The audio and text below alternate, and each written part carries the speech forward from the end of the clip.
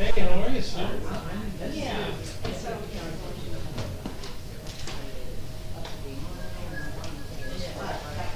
Trying to look fancy now. Trying to look respectful. Keeping up with the Webbers as they call it. Way to go.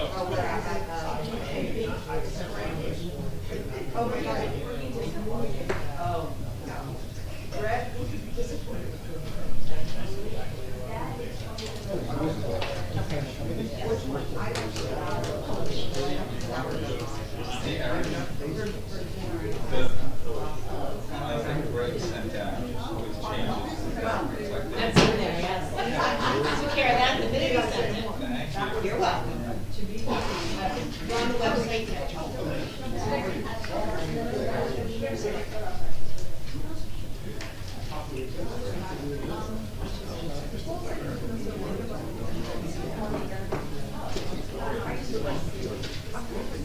Hey, how are you?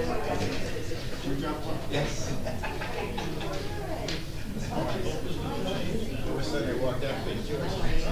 I was happy the papers were there and I got the good.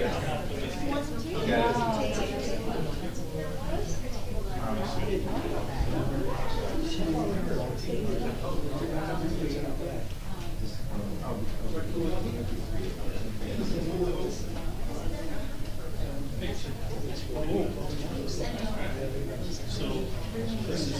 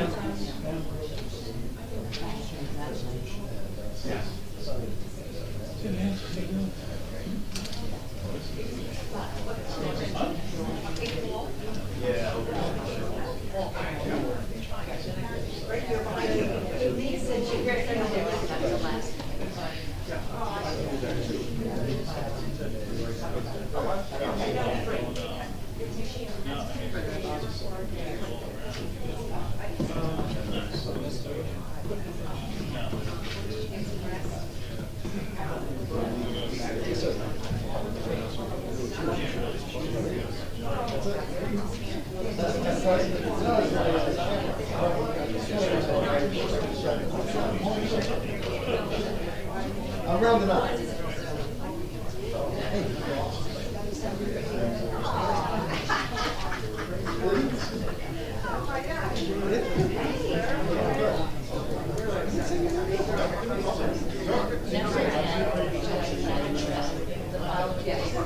Oh, that's on me. Because we're talking about the,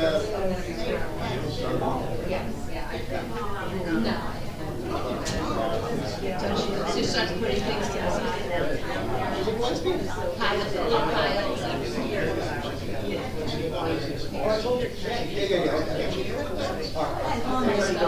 Greg wants to put something in my suitcase. I'm like,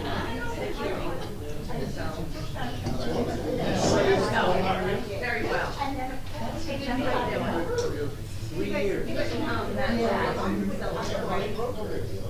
Okay, let me get that. You have a client that is. I don't know the rest of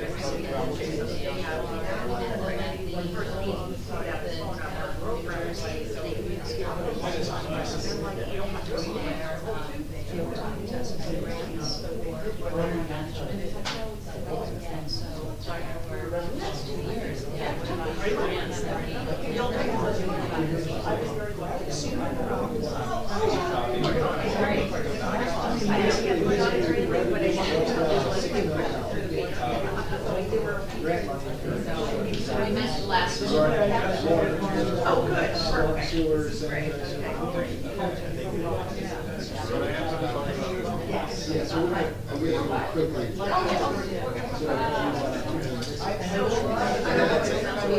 We're grandfathered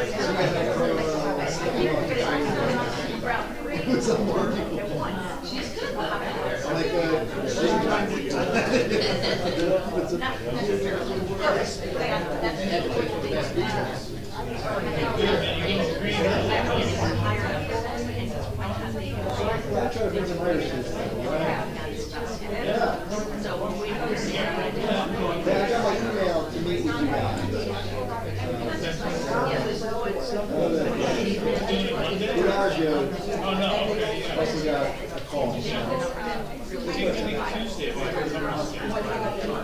It's Tuesday the 29th. I don't know if it's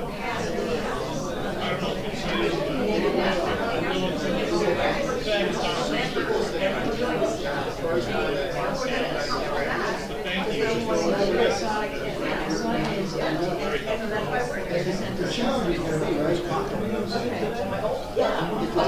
For so long, there's that 4-year period. You make the change, or you're not, and hope it doesn't happen. Right? Hope's not a great strategy.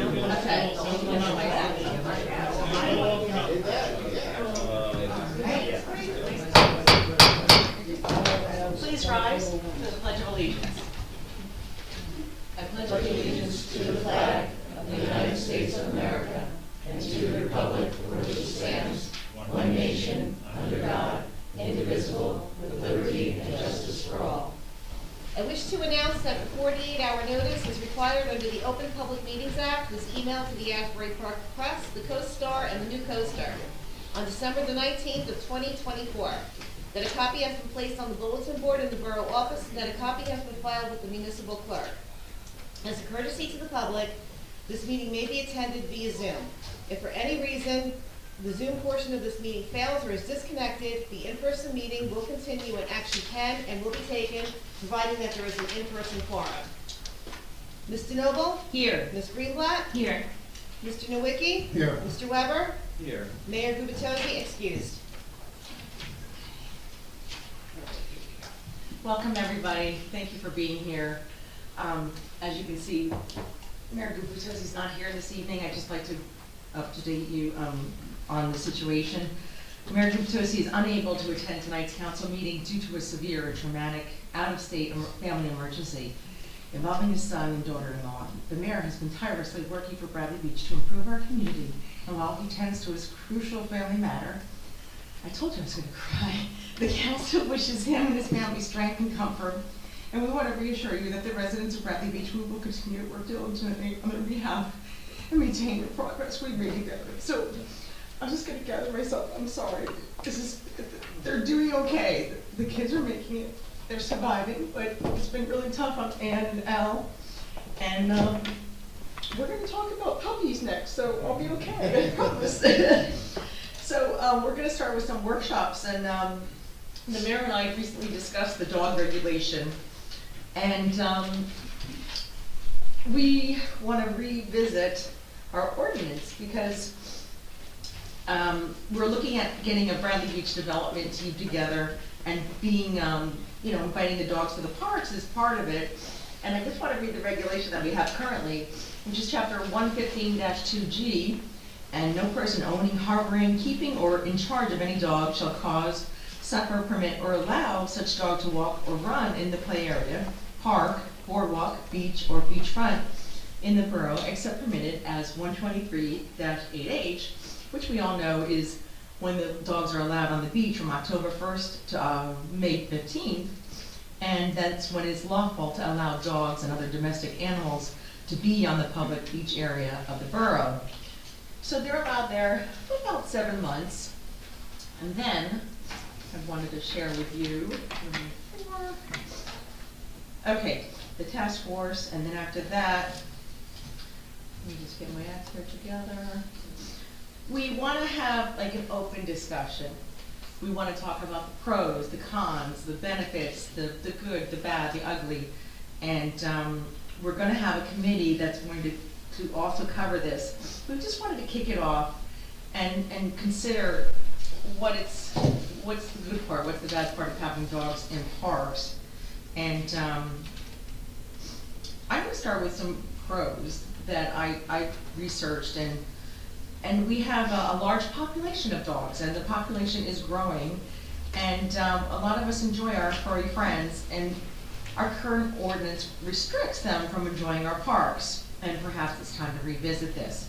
So the good parts is that you get exercise and socialization.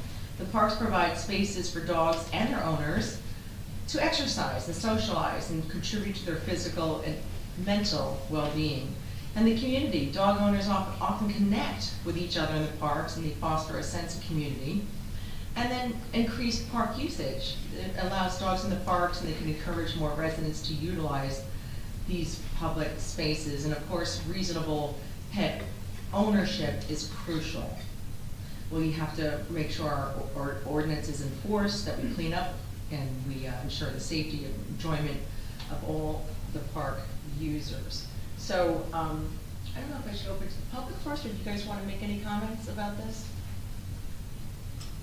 You know, I think that, I actually think there's more dogs in this, in the borough than there are children. You're right. But with that, I think the number one concern is health and safety.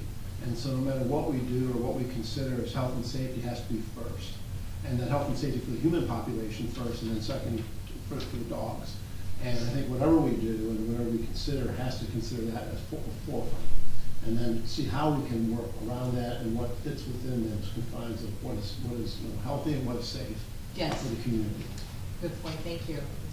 And I just wanted to mention that, we have these resident advisory committees that we're developing, and one of the resident advisory committees will be about the discussion of a dog in the park, and if there's an opportunity in the borough, and that'll definitely be a discussion. So this really is just about identifying the parks that we have, addressing all of the various parks, and considering in some of these parks the possibility of dogs on leashes during, with some conditions during certain times, events, or something like that. Okay. So that's what tonight's discussion is. Right. Just to kind of kick it off and just get some public feedback and some interest in the task force as well. So she's a cat owner, by the way, just. Blow your mic too. Well, no, because it's actually too loud. Oh, is It's it? like Oh, whistling, okay. and it's like, I'm scared to touch that thing. Okay, we won't touch it. Okay. people can hear me, I'm sure. Okay. So I would be in favor of, whenever we have an event in Riley Park, technically dogs aren't allowed, so I would love it if we as the council, if we'd have to do it for every event, or if we just had to do it once as a blanket, but whenever there's a town sanctioned event in Riley Park, I think the whole no dogs in Riley Park thing should be lifted, so people can bring their dogs. They do it anyway, so I feel like let's just make it legal. And because when there's an event with hundreds of people in the park, I don't think we're gonna have this problem of people not picking up after their dogs. I'm a former dog owner. We have the best deal for dogs in probably anywhere around here because they're allowed on the beach, off leash, 7 months a year, which is pretty darn good. But that said, obviously people still don't pick up after their dogs on the beach. I would like to consider I feel like, I'm glad you're here, Biagio, maybe you can bear this out for me, but the amount that the town provides those mutt mitts, right? It's like, you don't even have to bring it back, there's bags in case you don't have one. But the cost to the town, has it not gone up like exponentially? I feel like it used to be just like, okay, a normal amount, and then clearly somebody goes up to the mutt mitt dispenser and takes like 50 of them every time, and you fill it, and 3 days later it's empty. And that's just on the beachfront. So I'm imagining, what's that going to be like if we have, parks and stuff available as well? I am right. We spend like a decent amount of money. Yes. More importantly, like you said, we order a certain amount, you put them in, and a couple of days later, they're gone. Yeah. So we'll have to consider that. I mean, I'm open to the idea of someplace else in town, but I really like the idea of just letting them in Riley Park when we're having events. But I honestly think if we open up any one of the parks or playgrounds or anything like that, we're gonna end up with, the same dog waste problem, because even if it's just a few percentage of people that, dog owners that aren't picking up, it's, everybody knows it, you know? I also think the use, each park has different use. Some are passive, where there's not, children activities specifically. And there's other ones that have playground facilities, and where children are, toddlers, playing, in the dirt or on the grass, on their hands and knees. And I think those areas would be more restrictive to be able to accommodate with both. So I think we need to look at the use of each of the parks and each of the greenway areas and identify locations that would be, appropriate for, to let to walk your dogs and whatnot. And then unleashed, and then whether or not you end up having a, you ultimately can find a quote dog park or create one somehow. Then there's other things that we need to look at, such as, the size of the dogs. Do you separate them? Does everybody have their dogs, do they have to be neutered? Do they have to? So there's a lot of considerations, and so this committee would be a great way to really, get some people who really understand all those. And Monmouth County has dog parks, so we can actually learn from, what has been done before and gather that information to make sure we do it the right way. Well said. Well Yeah, said. because we do have parks like Second Avenue. I see a lot of dog owners enjoying it, and technically they're breaking the law. So I think that, that would be a good place to start, to say, hey, that's a good place to be. I know Riley Park, you talked about that. People talk about the promenade, and I said, well, it's a smaller walkway. Like you look at Asbury Park, it's so wide, and ours is a lot more narrow. And you say, okay, well, you can't go there, but you can go to Second Avenue and enjoy the grassy area over there. So these are just things that we're kind of throwing out there just to get an idea. And I think I can open it up to the public right now. And I'd like to invite Dr. Heaney up here, Kathleen. Yes, please do. Come up there, just say your name and address. She and I work at the, we volunteer together, and we discussed this last week, and the mayor had requested that she get up and speak. She's a licensed New Jersey veterinarian. So, yeah, my name is, can you hear me? Okay. Just pull the I'm mic Dr. over. Kathleen Heaney. I live at 303. Just address us. Yeah, Oh, so- I'm sorry. Yeah, that's okay. Yes. I live at 303 Fletcher Lake Avenue, right near what I didn't realize is not a dog park. Right. 'Cause there's dogs That there all the time. triangle land between 2nd and 3rd Avenue, I didn't realize that was restricted. But the council, some of the council members and the mayor asked that I come in as an expert, just inform you of the potential, I don't want to say cons, but things that you should consider as you workshop this topic. I'm not taking a stand necessarily, I just wanted to let you know of what you should be thinking about. And there's three major things. The first one is dog bites. There's 90 million dogs in the US. There's 4.5 million bites reported every year in the US, so it's about 5%. The average insurance claim that's paid out is $58,000. That's average. The people that are most frequently bitten are children. And any time that you increase the number of dogs and people, you increase the risk. So I understand the desire to have dogs be at these big events that we have, but you certainly are increasing your risk of dog bites. Kids don't know how to behave around a dog, they'll run away and so on, and that's what makes them at higher risk. And there's also people, I'm a veterinarian, I love animals, I've worked my whole career, I've been a veterinarian for over 40 years. I have 2 siblings that are afraid of dogs, so I think that needs to be considered when you're workshopping this topic. The next 2 risks, and Mr. Nowicki, I think, kind of touched on them a little bit, are parasites. There's 2 that are of concern that dogs carry that people can get. There's others too, but let's just talk about these 2. Hookworms and roundworms. Those worm eggs are shed in the dog's feces. Even when you pick it up, the eggs can remain. After a few days, they become infective, where they can infect people. And roundworms are a biggest risk in children because they ingest the worm eggs. They don't realize they're digging in the dirt or sandbox or on the beach. The kids, my grandkids are on the beach, they get sand in their sandwiches, they're eating it, and that's how they get infected. And the worms go to their lungs, liver, and even in the eye, kidneys. They can go to the brain, and it can be devastating. Those worm eggs, roundworm eggs, are very resistant in the environment, and they can actually persist for months to years. So something to consider, especially where children play, where they're playing in the dirt, digging in the dirt, on like the playground equipment, you have to be aware of that. The next worm I'll just mention is hookworms, and that's a risk for all of us. The hookworm eggs, again, they get on the ground. Within 10 days, they become infective.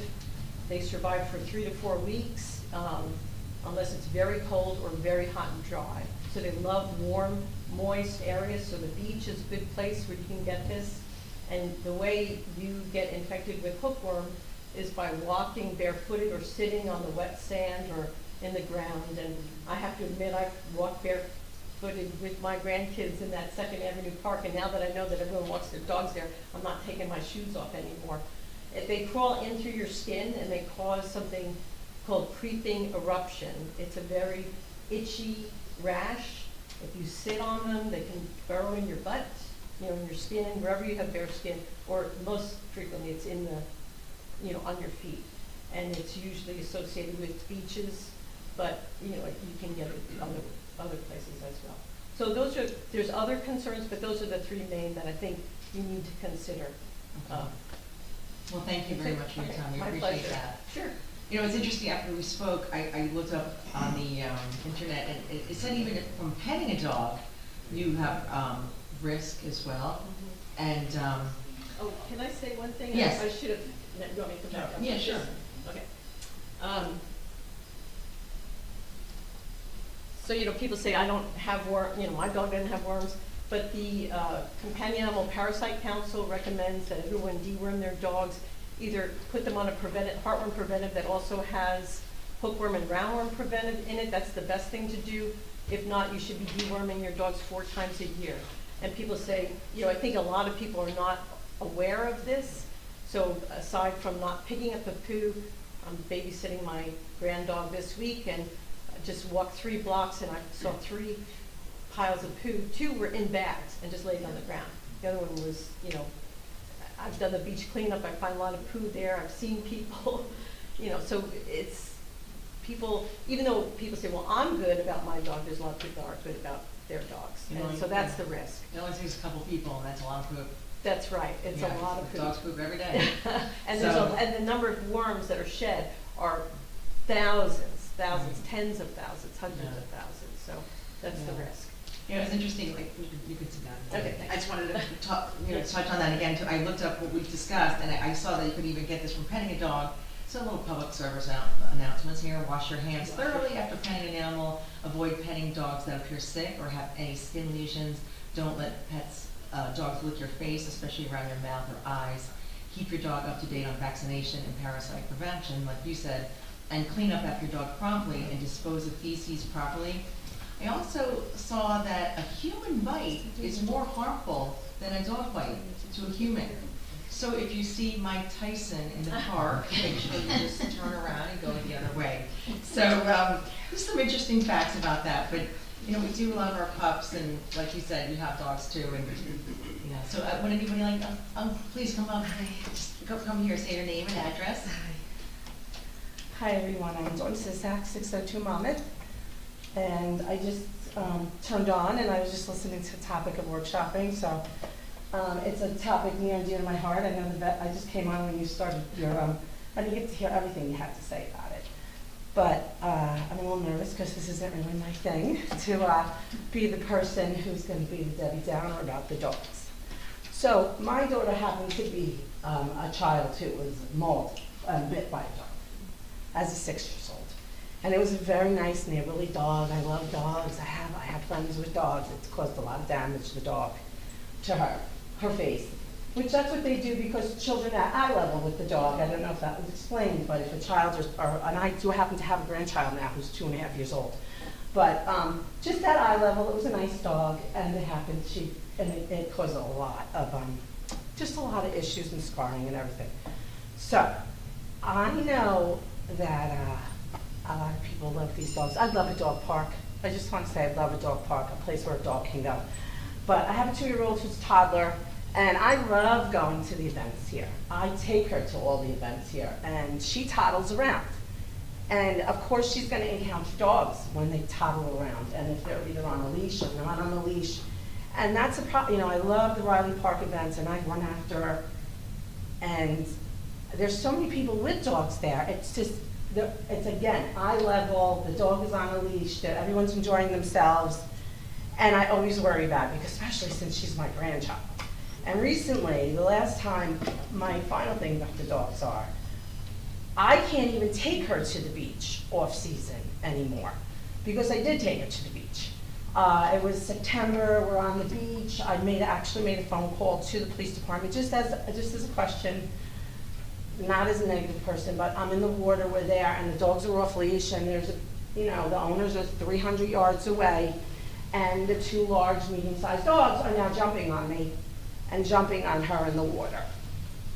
And the person who owned the dogs are screaming at me saying, it's off season and these dogs are allowed to be off leash, too bad for you.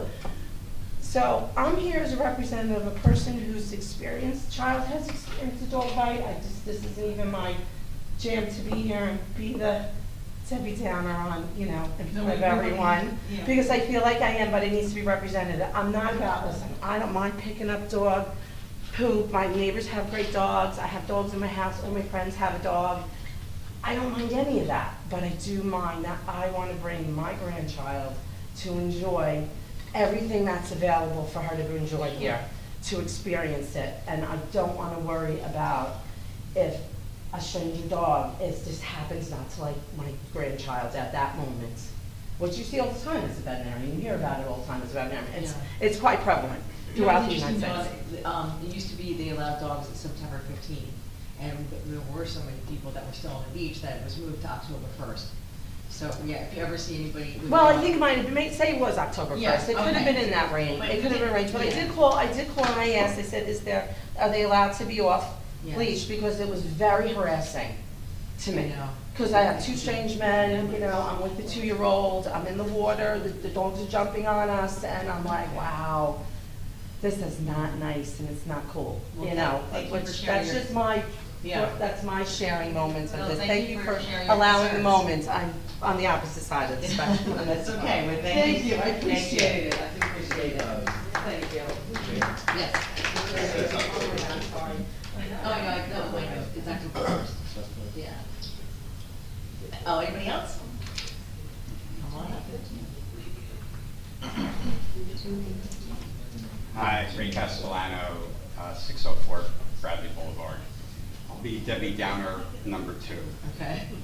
I'm a prior dog owner. I'm a runner. I've been chased by dogs. I've been bit by dogs. I run on the promenade. Dogs are usually not the problem. It's the people that own the dogs. And I think it's exactly for the reason the woman mentioned. It's the entitlement culture, a lot of times, of dog owners is terrible. And I'm in agreement that we do not enforce dogs on the promenade when they're not supposed to be. I run all the time. I see the cars, the police cars. They're parked right next to the promenade. They're parked. They're looking for something on the promenade. I don't know what it is, because the dogs are there and the police aren't doing anything about it. So with that said, I'm all for dog parks. I don't care if they make every single dog a dog park, except Bradley Park. When I go to an event, I don't want to hear a dog bark. I don't want to hear 2 dogs barking at each other. And again, I think it's the entitlement of, I'm going to let my dog off the leash, I'm going to give them a long leash, And it's not something that I want to watch or listen to when I'm at one of these events, especially a concert. Let me see if I got everything that, oh, and I do want to mention that I live actually across the street from what I call the Bradley Dog Highway. So this is the area of grass between the Bradley Boulevard curb on the south side and Sylvan Lake. Hundreds of people during the summer walk their dogs there. People drive from out of town to walk their dogs in that spot. And I think it's fine. It's not really a park. They want to use it to walk their dog. It's fine. It's not someplace I walk. But I think that's a good spot. And I'm sure there's a lot of other good spots. But I would say keep the dogs and the people a little bit further apart. Thank you as always for listening. Yes, that's great, thank you. Okay. Eileen.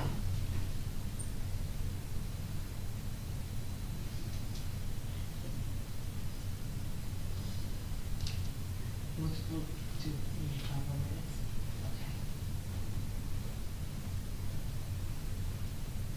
Okay. Eileen Shishius, 112 4th Avenue. I was not prepared to talk about dogs, but being maternal, I feel that I have to share that I really have a serious problem with dogs unleashed on the beach. Our son was jogging and he was bitten by a dog. His skin was broken, and of course he didn't have his cell phone on with him. And the owner of the dog said to him, "Oh, it's the first time it ever happened." And since then, he doesn't jog on the beach anymore. That's his own and kill me for saying all this, but anyway. And then he had to go and get all the shots.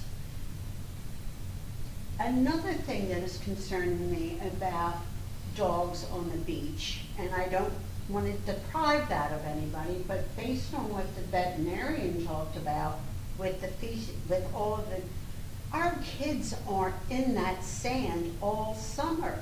How do we know we're not going to be infecting them with some of this? I mean, that is a serious concern. And I don't know how you're going to deal with it, but I don't like the idea of the kids playing in the sand and potentially getting seriously ill. Okay. I mean, and I think... Yeah. This is why, actually, Dr. He told me that it was, that's why we do May 15th. So within the 2 weeks, with the sun and the exposure, most of the eggs. But do they rate? I think that's, I'm Right. guessing that's why they did it. Yeah, that's why we have that last But one. I don't, and the roundworm eggs are more persistent in the environment, and I can't tell you how persistent they would be. Yeah. But certainly the hookworm eggs, 3 weeks in the sun, should dry, should. Do you rake the, I'm sorry, but do you rake the sand and collect all of that stuff? I mean, how does Some that? of it goes in, but some of it doesn't. And how about in the water? I mean, all of that stuff being washed in the water, what is the potential? These are things we have to take into consideration. I mean, and I don't want to deprive anybody of, but I think it's Right. something, Well, a we're gonna- health matter, a public health matter. I think This is should be- really great feedback, because we're hearing what people are, they're saying, well, Sylvan Lake might not be that bad. The promenade is not great. And then how- Second Avenue is okay, Riley Park maybe not. So this is just, we're gathering information, and But this is how do great. we also know that these dogs are properly vaccinated? Right. I mean, Then maybe with the dog park, we can better regulate that, allowing people in. is there a way that you could have a dog park where it's members only? We could consider that too. And then put a fee associated with it? That's so a that great they- idea. And so that there's maintenance and, Yes. I That's a- mean, yeah, just to protect This is great, everyone. really great feedback. Thank you, Eileen. Okay, Kristen.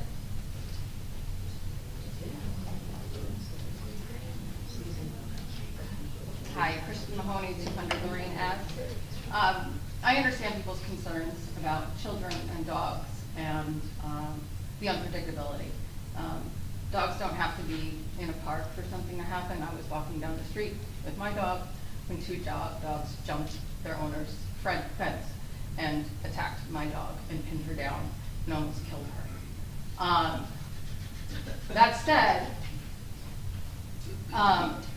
said, We live in one of the densest communities in New Jersey. And the fact of the matter is, they're just, even if you have a dog, and there are a lot of dogs, a lot of people don't, I hear people say all the time, let your dog go to the bathroom in your own yard. I don't have a yard. I know plenty of people in this town who do not have a yard. It would be nice, and I love that we have the beach for 7 months, but it would be nice if there was a place where dogs could go, to socialize, to get exercise, to do things like that. When we're talking about the mutt mitts, I think we should absolutely get rid of them on the beach. I think people come and they take them, and one day, I'm there every day with my dog in the off season. They'll be there one day, they're gone the next. If you're not responsible enough to bring, and chances are your dog's not going to the bathroom for the first 2 seconds when it goes on the beach. But if we were to allow them in parks and it's a much more contained area, maybe we could have mutt mitts, but I think a great way to save money is to get rid of them right now. With regard to the diseases, geese carry Giardia. The disease is carried by the seagulls that fly everywhere, salmonella, hippoplasmosis, bird flu. All that stuff just gets ground under when the Zamboni comes by, but it doesn't change the fact that all those parasites are still in the beach as you sit there. But as Councilman Nowicki said, there could be specific places that we could use to allow dogs. Maybe the promenade on the off season, and the different parks that we have. So I'd like to examine that. I'm sorry for anyone who's been attacked by a dog. There are lousy people in this world. There are people who get out of their car and into their car at the end of a beach day and throw their garbage in front of my house 1 block from the beach. And that's just human nature, unfortunately. So entitlement is one thing, but lack of regard for other human beings and the environment is another. And I don't know how we go about fixing that, but it's something we're gonna have to deal with. And those are my comments. Thank you. Okay. Nancy? If you could just hold your applause, we don't really encourage people to clap or boo, and it's okay. It's okay. I know people have been kind of clapping, but we just don't want anybody to be afraid to speak, and sometimes it just intimidates people. So just if you could hold your applause or your boos. I'd like you can save it for applause. me later if you want to boo anybody. I'm sorry. I'd like applause. Oh, I know. We all like applause, but if someone doesn't get it, their feelings are hurt, and I don't want anybody to feel intimidated. Nancy Meadow, Ocean Park Condos. So, to summarize, the biggest problem is the dog owner, not the dog. Health is a problem. Entitlement is a huge problem.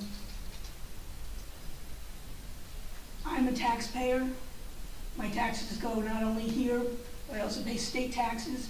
They go to the county and the county parks, the county dog parks, which are quite lovely. So dogs can go there. I've been myself. Maybe I'm a dog. Never. And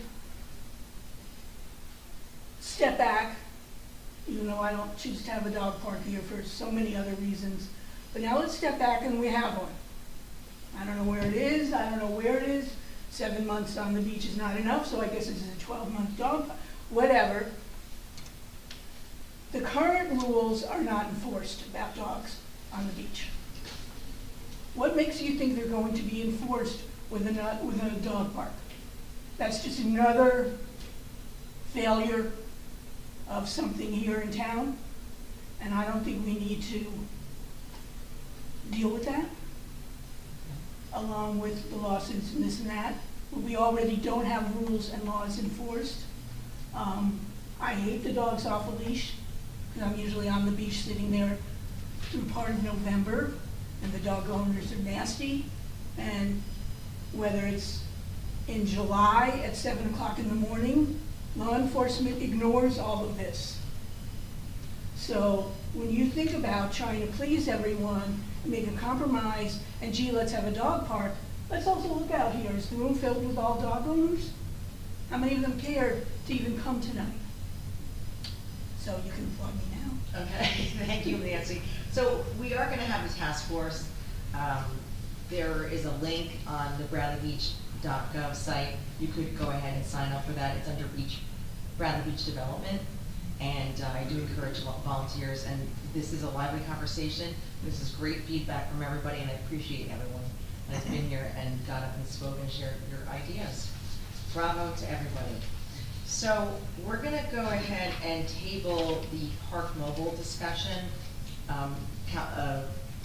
Mayor Gubitosi would like to discuss that, so we're gonna save that for him when he returns. And then next is the host compliance Granicus. Granicus? Granicus. Okay, so I know we have a slide for this that explains this. I think the host compliance, yes, we can briefly cover this. Now's Jojo. Michelle, they have the slide for the Granicus host compliance. Matt, do you want to cover this one? Sure. So, host compliance is simply a way, it's a tool for the borough to be able to track short-term rentals. So you know them as Airbnbs, VRBOs, things like that. Because these are put online primarily for rentals, we don't really have a tool inside to track it, to monitor it. This would provide us with that tool. So it would do two things at once. It would increase our enforcement of existing ordinances that are on the books regarding short-term rentals, and it would also generate a little bit of revenue for the borough at the same time. Right. And it would also be collecting the 3% fee, so it would be doing something administrative. Right. Yes, exactly. It's fine with the ordinance we passed last time for the tax. Obviously, no one pays their taxes unless there's some sort of enforcement. And so this double checks, obviously the people, these are commercial interests. They're all people that are advertising online. It's transient accommodations is the definition as the ordinance, if anyone was here last time, we discussed that ordinance. It applies the exact same kind of rentals. This is not renting to your cousin in your garage apartment. This is people who are actively advertising and operating a commercial business, essentially, in your neighborhoods. And so they're allowed to do that because they own the property and this is America, but you also have to pay your taxes. And so this is going to hopefully be a big piece of enforcing that occupancy tax. So can I ask, does it actually collect the tax, or does it just ensure that, does it just tell us like, yes, no, this person paid the tax? The tax is paid through the state. They don't actually pay the tax through the software. But it does check to make sure that any municipal fees and the taxes are being assessed, because they're required to be assessed to the consumer according to the occupancy tax. And so they're supposed to be added on to the bill at that tax so that it's transparent with the person who's renting the transient accommodation. And so they do check, my understanding is that they do check that sort of thing. And it's basically an algorithm that aggregates these various websites. So that's we're primarily paying for their software that automatically does this through the internet. Right, we would never be able to do that ourselves to monitor and enforce compliance. We talked about this a few years back. This wasn't implemented, so anyone's been here for a few years, I see a few of you, has heard this before. And so we have, we'll start over at code enforcement. We're going to try this again to integrate it. Previously, you did have someone who was actually researching the websites themselves. You're paying someone their salary or hourly wage in the case of a part-time person to do this work, and this is $13,000, which is less than the benefits package for a full-time public employee. So it's an economy efficiency thing. It seems like the code department's buying in, the administrators did, so see how it goes. Great. Linda. Hi. I'm gonna open it up to the public, is that okay? Yes. I just did. I'm sorry. No, that's okay. I saw your hand go up. Very quick. I don't want this to be the locker discussion, but would that entail also the people that rent out their units that have lockers? Because those people on the ordinance kind of looks like they're not supposed to do that. If they rent out, it's not family or friends. You know what I'm saying? Specifically, as sitting here right now, I have to tell you that the mayor actually did 3 years ago when this was presented to everyone, did a lot of legwork on this. So I don't want to speak for him, and I No, told you him don't have to. precisely. I'm just But curious. my understanding is there is a number of add-ons on this software. We're getting the basic package, and there's a number of add-ons onto it. Obviously, it's like any other software package you can keep Right. adding. And I know that it does have customizable aspects, so like that's a particularized thing here at Bradley Beach. And I think we could add that, but I don't It want might to. behoove us. I don't know, I wasn't in the No, meeting I'm with not. Mayor Remnant, so I'm just Mayor Remnant curious saying. because a lot of times people buy programs and don't buy enough of the program or the whole package or part of the package. And then when they realize it, it's too late and they have to pay double the amount to get the rest of the package. But, all right, Linda Duffy, 312, I forgot to do that. So I think it would behoove the whole council to get together and look at the whole thing, and maybe if it costs $2,000 more, get another part of the package. You can attach the locker to it.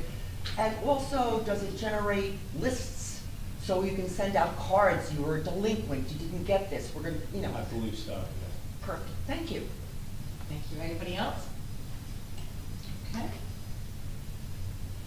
Any comments or questions? I was just gonna reiterate what, the attorney said. It was actually 2000, again, for those of you playing along at home, it was that long ago.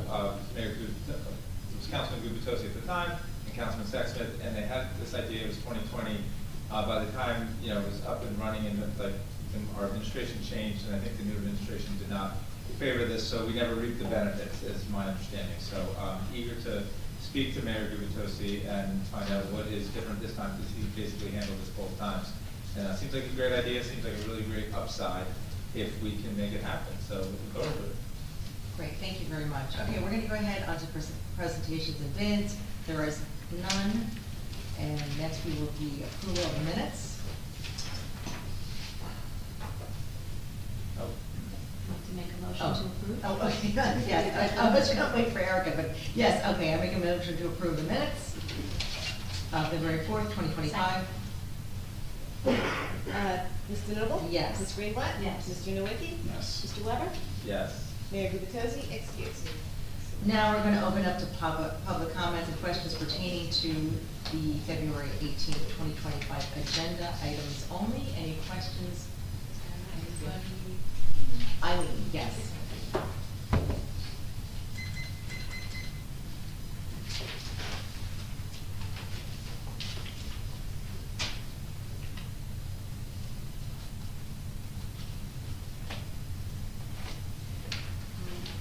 Eileen Shishias, 112 Fifth Avenue. I guess it's a continuation of my concern about the oceanfront, and tonight it will be lockers. What agenda item are you? Is that on, isn't it about, The ordinance maybe? You talking about the ordinance introduction? is that what it is? Yeah, this is Am I at the about- wrong time? Well, It's on the agenda. It's Oh, okay. It's about subletting the lockers? Yeah. No, it's not about that. It's about residents and lockers. The resident, the taxpayers, who maintains the lockers? Is the lockers maintained in Bradley Beach?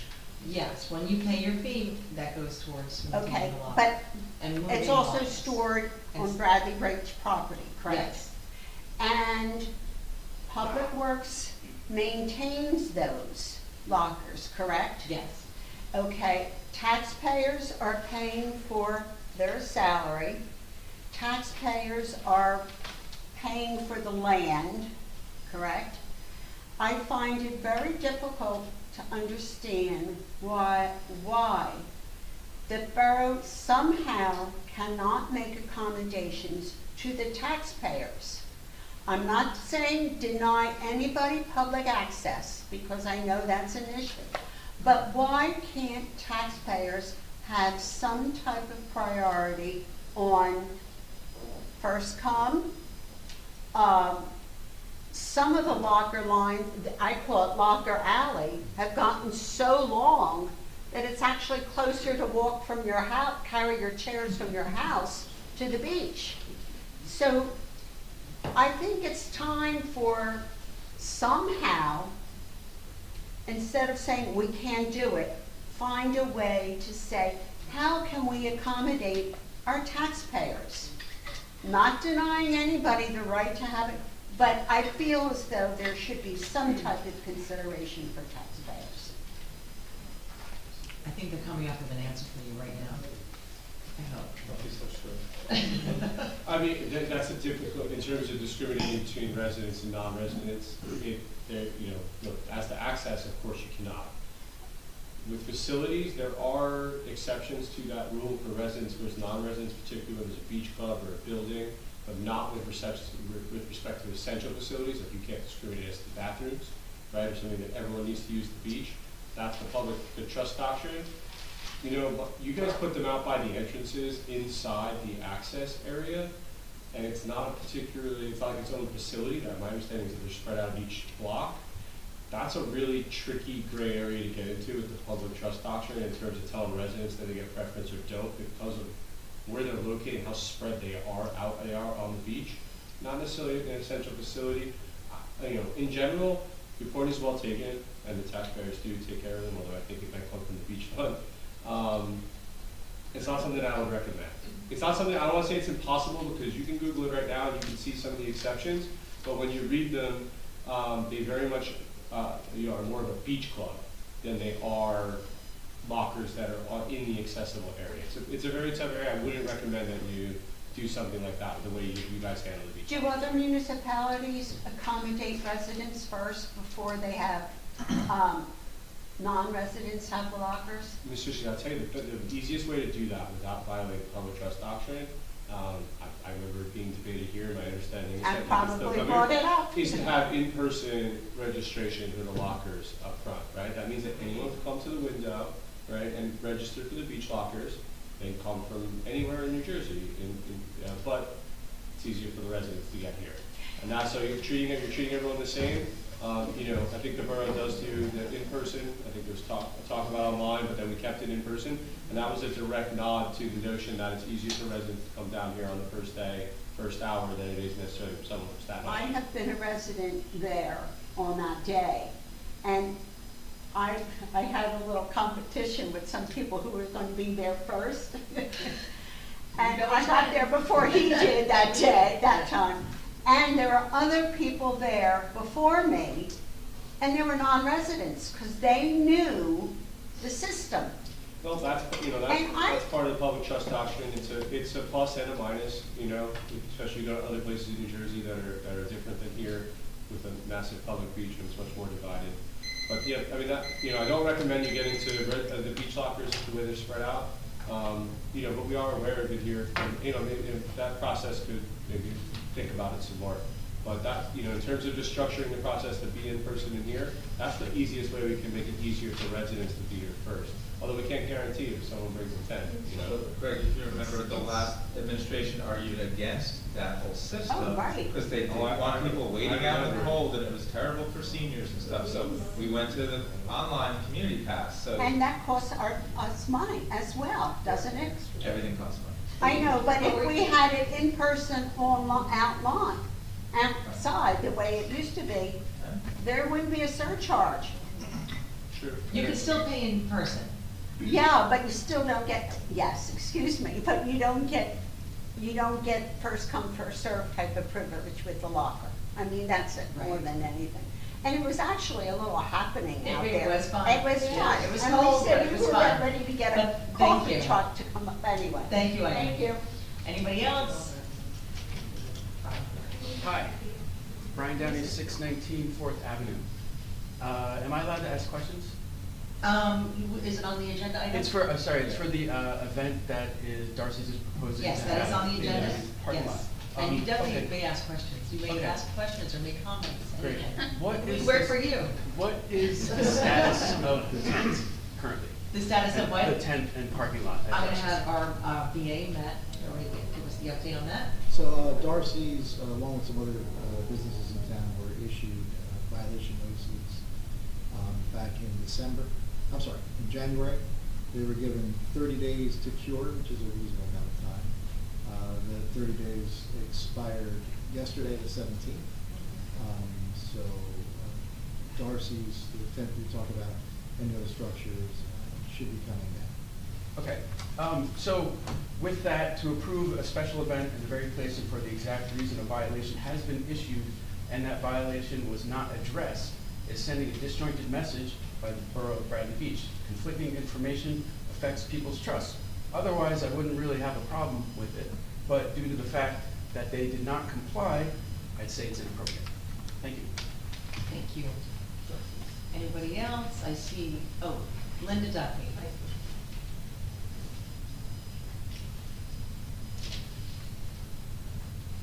Linda Duffy, 312 Brindley, I'm back to lockers.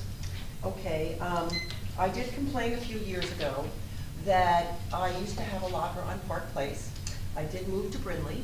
I put myself on the list for Brindley. I did pay the initial fee on Park Place, and I had to pay it again. So now your ordinance has not been corrected to say what you wanted to say.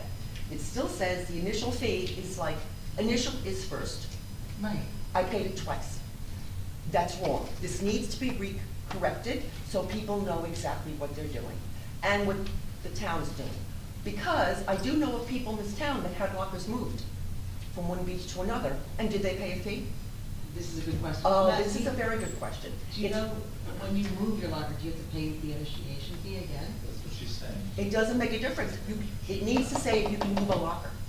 I didn't move my locker because I was told I couldn't. Right. I had to get on the list. For the So I other did that. So locations. it's not an initial fee. John, Councilman Weber told me it was supposed to be understood that way, but it's not written that way. This ordinance needs to be adjusted before it's adopted.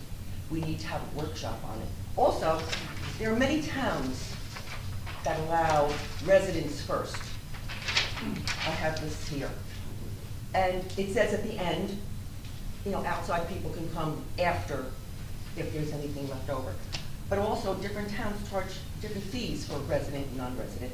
Also, Belmore has a discounted fee for seniors. How convenient is that? Anyway, the ordinance needs to be workshopped and not introduced tonight or voted on. What towns have, Well, I have this list here. are I'm they a little beach nervous. clubs? Well, one is a beach club, Yeah. but they have like giant cabanas, like, There's I would specific definitely pay my case that $3,000 for the There's a cabana. specific case that allows. But I believe this one is Asbury Park, this one is Belmore. Seniors are specifically authorized by the statute. So you're allowed to give senior discounts, military discounts. I don't want to go through the exhaustive list, but there are specifically enumerated discounts that you can give. Seniors is one of them. The resident, non-resident rate, a lot of, I suspect when you look down that list, a lot of them are really a beach club. No, That they're is not. sep- Asbury Park's not a beach club. I don't know what Asbury And neither Park's is doing. Belmore a beach club. I don't know whether. But an Avon is not a beach club. I Avon think is it a needs to beach be readdressed and workshopped, so we get it all correct. If you can't move, you can move. Not a beach club in the sense that it's a membership, a beach club in the sense that. It's private. It's, yeah, it's the residents, It's private. It's, yeah. Yeah, I understand The what town that owns is. it, pays for it with different money. There's a way to set it up that you can do it that way. You know, it would be. No, we're very- not looking to make a beach club. We're just looking for residents to have priority first. Right, And, but you the know- issue with the beach club, and why I keep saying club, is because it's very contained and segregated from the remainder of the beach facilities. So I'm the village attorney for Lock Harbor, and they give preference to their residents, but it's all contained in one building, and the bathrooms are accessible to the public on the other side. And so that is treated differently. That's not possible here because you have the lockers spread down the whole beachfront. So No, that- it's not really spread down. I mean, if we put them on both sides, it would be more contained, but I'm just not arguing that. I'm just You look saying at the case law that, that allows those instances, it's just very specific as to where the residents are allowed to go and where the public is, which is functionally everywhere else. That was one of the, so maybe. it's not impossible, I don't wanna tell you, No. hey, it's not possible, because you I'm can just Google it and saying- see the exception. This whole ordinance needs to be readjusted, clarified more specifically about how it's paid, and I don't think it should be voted on tonight. Thank you very much. And Linda, I'll get in touch with you tomorrow, because you're saying that you paid an initial fee. I did. I'm not complaining about that You now. want to move from one place to No, I another. did already. I'm all done. And I you paid a complained fee about this again? 3 or 4 years ago. I moved from one street to another. I had a beach locker. I gave it up. I put myself on the list. They made me pay the initial fee again, which I think is wrong. But if you want to collect it, adjust the writing. The writing is wrong. It says the initial fee. Initial is first time fee. Doesn't mean initial fee for one street into another street. It needs to say for each or just initial. It was always my understanding that that fee was for the construction of the locker. No, it's not. No, what I'm saying is, if that's applied to the construction of the locker, if you pay that, now you vacate that locker, you go someplace else, then That's just somebody your else. understanding, it's No, then an someone- interpretation. Right. It needs to be clarified specifically, so you don't have people like me complaining. But what I'm saying is, you've already paid to the construction of a locker. Twice. You're just, and you shouldn't have paid twice. In my Well- opinion, you shouldn't have paid twice. Let's just clarify this, so nobody has to complain like me. Thank you. Okay, yes. I'll try to be quick. Yeah, that's okay. Hi, Ray Castellano, 604 Bradley Boulevard. Coincidentally, 2 weeks ago, I talked to Matt about the lockers, not knowing it would come up. He took my number and he was kind enough to get back to me a couple days later. This is the example I gave to Matt, and I don't know if it applies or not. When I lived in Middletown, I took the train. We had a very large train station parking lot in Middletown, over 1,000 cars. And the way that it worked is residents of Middletown paid less than non-residents to use that parking lot. It's my view that residents of Bradley Beach should be able to get the lockers before non-residents, and if possible, if all the lockers are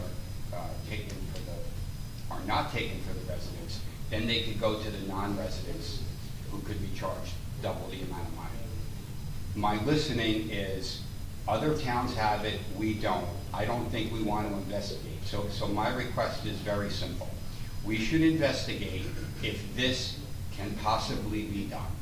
If it can possibly be done, we should absolutely do it. There's no way non-residents should have access to lockers. I've already been on the list 3 years and I'm still number 15. Thank you. Thank you. Red, oh, TJ, go ahead. Sorry. Thomas J. Cohen, 612 3rd Avenue. I had a question on 2025-82. The way this is worded, authorizing the professional engineering services for CME for Fifth Avenue sanitary sewer replacement. So my question is, are we now not realigning and You're now correct. we're replacing? Yes. Yeah, I'll address, yes, that's correct, but I'll address that at the time when you speak to that resolution. I'll go over. Okay, I the details appreciate on the it. clarification because it's much better. It's a little more complicated than just that, but yes. Yes. And then on the next one, 2025-83, what are those NJDOT improvements on Fifth Avenue? Do we know? Yes, I can go over that as well. I'll discuss both of Okay. those. Great. And then on the locker issue, again, I think Mr. Cannon touched on it. It was when it was set up. It was set up improperly, and it should have never allowed for out-of-town residents to get lockers. But again, that's another administrative failure from a couple of years ago.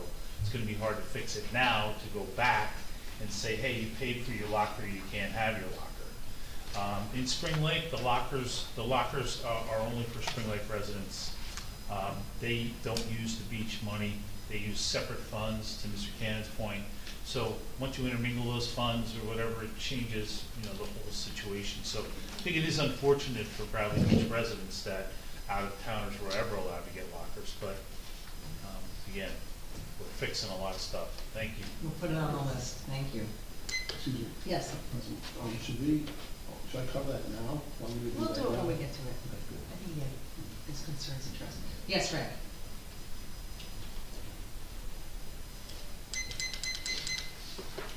Joanne, you're next, okay? Thank I see you. I'm sorry. Rick Bartolome, 116 Newark. Just aside to this, are there any plans to build any more lockers? At this point, I think we have almost 600 lockers. Biagio, our Public Works Director, is here. How you doing? We have 198, which times 3 comes up with the amount that you said. It's up to you guys if you want to build more. I mean, the One of the space is challenges long too is where to store it. Correct. Well, I know, and I think it's Ocean Grove, they have some of the lockers up against the promenade. And I know, from what I heard, people didn't want that here because they're afraid kids would jump on it, go over the barricades and jump on it and stuff like that. But I don't know how much that it's an issue, and that certainly could be, and that, you know, some other ones could be placed there if the decisions could be made. That's all I have. Yeah, it's the storage, because in the winter time, there's not a lot of places to store these lockers. They have to clear them off the beach for hurricane purposes. DEP is cracking down on storing stuff on the beach, aren't they? You know, they don't want stuff on the beach Yeah, so during hurricane season, so we that's the have other to thing too, is find a lot of times places. they've had trouble on places to put a lot of stuff. Yeah. All right. But thank you. We'll take that into consideration. Luann, yes, come on up. Hello, everyone. Luann Bartlett. My husband and my son and I own Murray's Uniforms. I'll just state your address too, On please. 312 Main Street. Or do you need my home address? That's okay, I, Okay, good. do you need my home address? No, Okay. no, that's perfect. All right, I'm here regarding Darcy's Tavern, and they're requesting special permits for Sunday, the day of the Belmar Parade. It's not even the Bradley Beach Parade. But I did talk to Matt this morning, and I am a little confused, because right now, they were given a letter by the town that says, as of Monday the 17th, everything that is stored in their parking lot has to be down. So it is, what's today, the 18th, 19th, and everything's still up. So if you're gonna grant them permission, is everything still gonna stay up for the next 2 weeks? What I wanna know is, when is it coming down? Can I get an answer when they're, and also, are they being fined? It says here in the letter that they're gonna get fined. Correct. So, as we discussed. Sorry to the put beach- you on the. No, no, no. Okay, As a code enforcement officer. correct. And it's their responsibility to enforce code violations.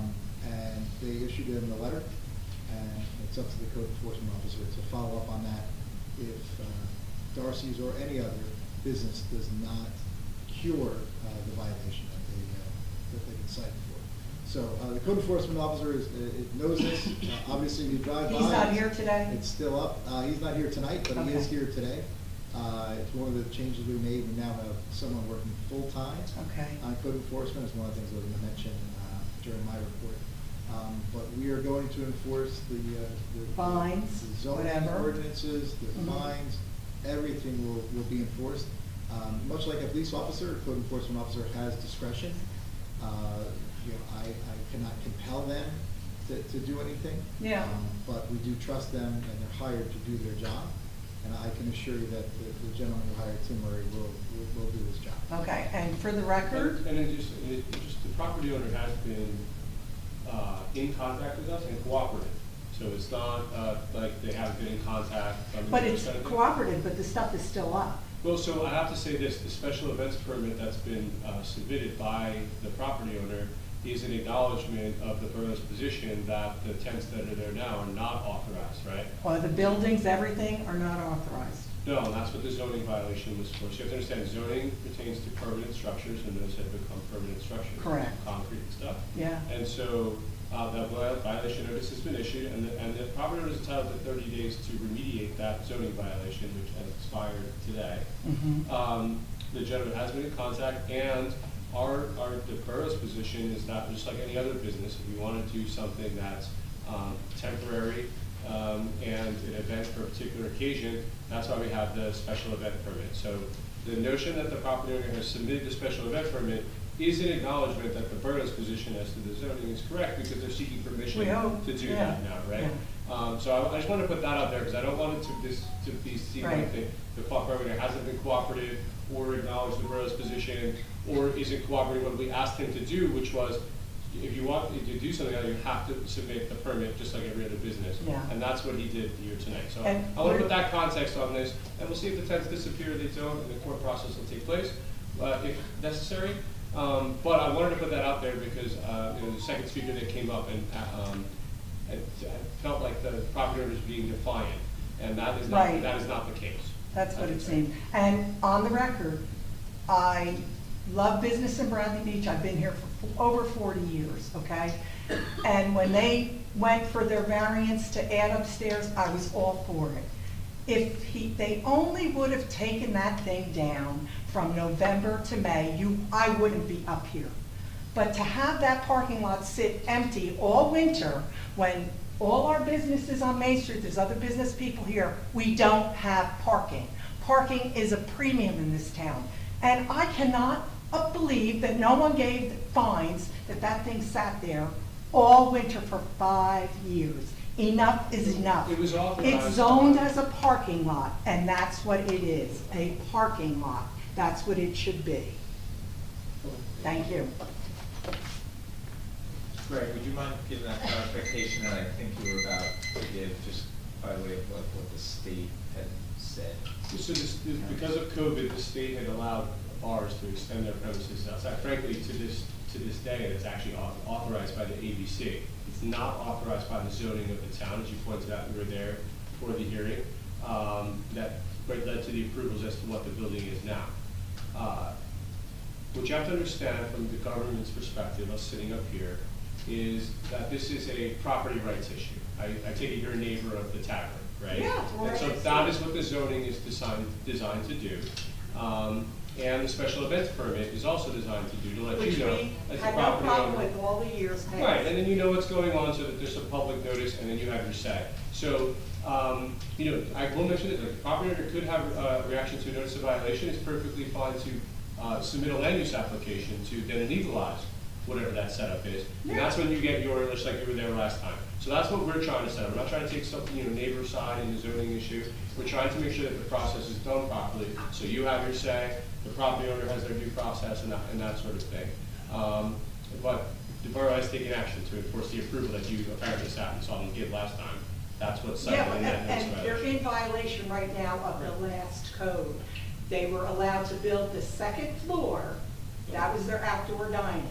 Yes. So, and with the COVID, And the borough I get shows it, that don't get me position. wrong, I'll give you a couple of years. I went to the mayor 2 years ago, and the mayor said to me, oh, the governor. No, it's the council's decision. It's not the governor's There's decision. been a new mayor here for a couple months, actually Correct. 6 weeks, and there's That's why already been I'm a here notice of talking violation to the issued new week 2. people, and I hope they're listening to me, because it's not fair. They were showing special preference to one business in Bradley Beach, just one. And all of us were suffering. People had to change their hours, lost business, wages. It's not fair, it really isn't, to the rest of us. All I can talk about is today, and you've seen the process issued, and us take action based on the zoning approval. It's everything you just said, right, is happening. Thank you. So that's all. Yeah. That's all we can do for you. And I'm sorry it's not down today, but that is what the maximum is, and that is the position of the borough that And this borough is. as long as the borough is on top of it, and whatever, if they have to be fined, whatever, because I know if it was me, they'd be coming after me. Well, like Just that, saying. we don't tell the code enforcer what to do, but a notice of violation has been issued. You don't tell the code enforcement what to do? Well, Excuse me, if you have policies, procedures, and I'm codes. sorry, sir. You Excuse gotta me. you gotta Okay, just call, Stephen, you can't just call out. All right, I understand your. I apologize. We're Please trying to just help you. state your so, name and hold your on. address, and you're more than welcome to speak. Stephen Bartlett, 312 Main Street. If you guys have policy, procedures, and codes, are we dealing with like a qualified immunity thing for code enforcement where he has discretion? If it's written down in black and white, is it the town's position and also your position that what is written down doesn't really mean anything until the discretion of the guy enforcing it? I'm confused. I think you're totally misunderstanding. No. Okay, then please explain it to me. If the code enforcement has discretion when it comes to enforcing code, and the code says if 310 Main Street can have their upstairs dining with a parking lot that is required for 18 spaces, granted, well, spare you the details of how it should be 36 due to the occupancy, what is the discretionary reason from the code enforcement and or the town or somebody with some perceived position of authority, where do they get off? What is the reason for discretion when it comes to this? If the code is written and there's a violation that's clearly there, what is the discretion for enforcement? the discretion isn't about enforcement itself. Think about a police officer, right? Police officers, when they pull you over, they have discretion. If you were speeding and they meet with you, they don't have to give you a summons. They have discretion. Correct. In the case of Darcy's, because that's obviously what we're talking about, a notice of violation was issued back in the middle of January sometime. They were given 30 days to cure it. 30 days expired yesterday. The question is, do they start fining them on the first day afterwards? Well, that's really discretion of the code enforcement. So, as the attorney said, the ownership of Darcy's has not ignored things. They haven't blown us off. Have they done it as quickly as that said? No, it hasn't, obviously, because you can go there and see it. If they do bring it down, what we are looking for with the code is compliance. We're not listening to necessarily fine people and harm them financially. We're looking for them to become compliant with the existing zone. So if we can do that and he has to get a couple extra days, that's at the discretion of the code enforcement. I'm not telling the code enforcement officer, hey, give him an extra week, give him an extra 2 weeks. Right. But I'm also not telling him, hey, start hammering him with summonses on day I one. understand. That's his That's- discretion. Nor did we tell him to issue the notice of violation. We said to him, this is a report, here's the situation, here's the approval, you go take a look at it. And he looked at that and he said, Right. that's a I violation. understand that. And he- Now, go ahead. with the permit for the parade, how can that be considered in a parking lot that is in current violation of existing code? That's what I don't understand. They want a special permit to fill the parking lot again. But with the parking lot not being a parking lot, that's a violation of the current code.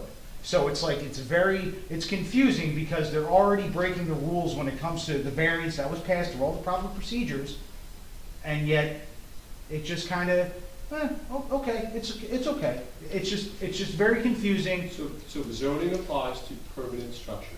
So those things, what's out there right now is it's concrete in the ground, it's a permanent Yeah. structure, right? And it So shouldn't be there, That's correct? the zoning violation. Right. If you wanted to set up temporary accommodations for a special event, whether you're a tavern or the breakfast place across the But if street, they wanted have to a open up permanent site- structure in the parking lot, who and what is stopping them from going, hey, that's a permanent structure that shouldn't be there, it shouldn't be there at all, shouldn't have been there for a very long time, but it's still there.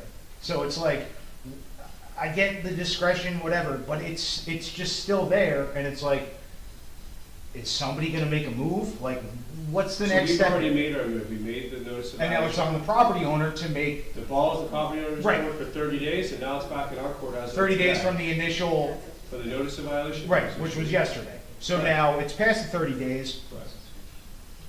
The property owners can be cooperative to whatever Matt is degree. going to call the code enforcement officer tomorrow, or the new code enforcement officer, and tell them, here's a fire notice of violation, this is a public interest. Fair enough. And they're gonna go out there and they're gonna decide what to do Fair enough. specifically.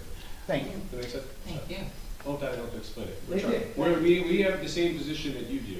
We're not telling you that you're wrong, that what's Right. out there is a zoning violation. We've already sent the property owner a letter telling him that. But we also just can't run out there and rip it down, just like you wouldn't want us, ripping down your garage or something like that. If it's not a violation.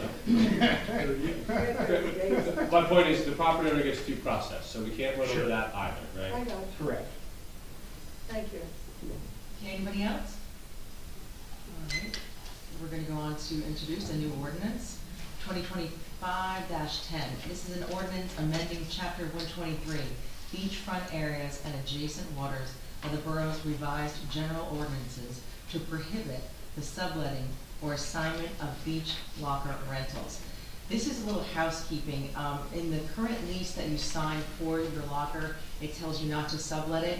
It wasn't reflected in the ordinance, so we're adding this to the ordinance. I would like to make a motion that we introduce ordinance 2025-10. Can we have some discussion? Absolutely. I believe this is what the public comment was, that perhaps we shouldn't pass this, and that we should take this and rework this a little bit and address it. So perhaps we should table this. Well, so I was about to say, my question is, this is just dealing with, we're adding the thing about not, like, subletting your locker, okay? Point taken with tonight's comments, I mean, we can at another time, correct me if I'm wrong on this, Greg, but we can have another time. I Take a look at the language of, you know, not. I'm not sure you have to do that, because it's purposely left flexible because B is the fees are set by resolution. So if you wanted to make clear that the initial fee is only upon the first rental, you could do that in the resolution setting the fees. So like the ordinance isn't specific because you can see B says there's a resolution setting it all. So it says initial fee, annual rental fee, but you could make that clear in the annual ordinance that, hey, you know, if you already have one, it's not an issue, but we can make that clear, that's the way it's written.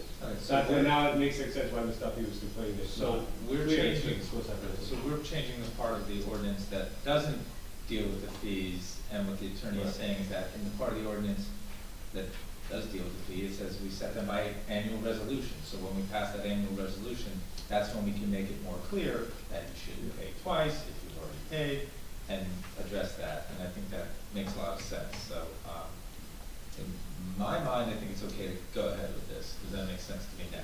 So I have one other question on this. It does state that in this resolution, it says, this ordinance, it specifically says renter and or immediate family. We actually changed that. Did Yeah, they we change took that out. Yeah, it's Yes. in the packet. Okay, Yeah. I'm still gonna. Yeah, that's okay. Okay, that's. Yeah, I talked to Greg about that, and he already has fixed that as well. Thank you for bringing it. Good find though. Yeah. I was on vacation. Yeah, they've done it. Apologies. And I should have let you know, but I'm sorry, but yeah, I did talk to Greg about that, actually, That's Sean. why I And I covered that with Greg.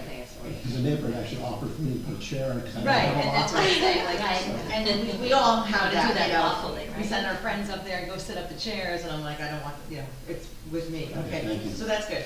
But I do think we should do more work on this ordinance in the future, but I do want to get the subletting into our ordinance. And then we'll address the resolution, the other part of the issue with the resolution. Definitely, okay, great. You'll remember that, right? So do I have a second to approve the introduction of ordinance 2025-10? Second. Ms. DeNoble? Yes. Ms. Greenblatt? Yes. Mr. Nowicki? Yes. Mr. Weber? Yes. Mayor Gubitosi, excused. Okay, next we're gonna have a couple of adoptions of ordinances. 2025-8, an ordinance establishing certain salaries of certain officers and employees of the Borough of Bradley Beach in the County of Monmouth and the State of New Jersey, and repealing any and all other ordinances inconsistent herewith. I'd like to make a motion to open this for public comment.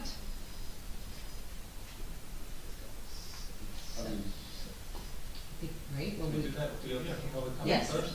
Yes. Yeah, you should make a motion to open Right, okay. public comment and then make a motion. That's what I was like, wait, make sure she's doing it right. We're a little bit, we're all a little puzzled without it out here, so Second. please bear with us, yes. Ms. DeNoble? Yes. Ms. Greenblatt? Yes. Mr. Nowicki? Yes. Mr. Weber? Yes. Mayor Gubitosi, excused. Are there any comments from the public? Ms. Debbie? On this ordinance, Linda Duffy, 312 Brindley, I was kind of like nervous, so you didn't open public comments for the lockers again? because that was an There's intro. an intro. We don't do. Oh, thank God, okay. Only because I didn't understand this, because people that have rental houses, a lot of them have lockers. Right, that's why we took out that one sentence, because they can, it goes with the residents. Okay, because I didn't see that initially. Okay. Okay, thank you. If you want to talk more about it, feel free to call me or I will, Matt. Jane, thank you. Yeah, okay, definitely. Okay, thank you. So, and anybody can call me. Like, everybody has my cell number. Just call me with any questions. Okay, so any other public comments on ordinance 2025-8? Okay, I'm going to close the public comments and make a motion to approve ordinance 2025-8. Adopt. Thank you. No problem, sorry. Second? Second. Thank you. Ms. DeNoble? Yes. Ms. Greenblatt? Yes. Mr. Nowicki? Yes. Mr. Weber? Yes. Mayor Gubitosi, excused. Next, we have ordinance 2025-9, the ordinance amending chapter 24, commissions and committees, and chapter 270, land development, and chapter 425, trees of the borough revised general ordinances to enhance the operations and regulations of the borough's shade tree commission. I'd like to make a motion to open to the public for comment. Second. Ms. DeNoble? Yes. Ms. Greenblatt? Yes. Mr. Nowicki? Yes. Mr. Weber? Yes. Mayor Gubitosi, excused. Any public comment? I will make a motion we close the public comment and adopt ordinance 2025-9. Second. Mr. Noble? Yes. Ms. Greenblatt? Well, I will say yes, and I will also mention that there was further discussion about the shade tree ordinance, and the, potentially in the future, really kind of having the Shade Tree Commission sit down and rework how best to articulate the separation of the Shade Tree Commission from the enforcement, because the lines are a little bit blurred still. Right. I think that's very important, that the Shade Tree Commission be an entity that serves to benefit the community with the treescape, but not the arm of enforcement. And I think that's really not clear at this point. Well, we did change it from fines and assessments to fees and assessments, which they are currently doing. Fines are the responsibility of the code office. So we changed that. Okay?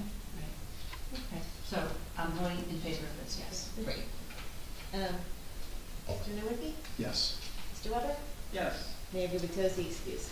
Okay, next we have communications, and I'll just go through each one. This is from Mayor Gubitosi in reference to the employee health care waiver. Employee health care waiver established of $2,500, not available if spouse is also enrolled in state plan.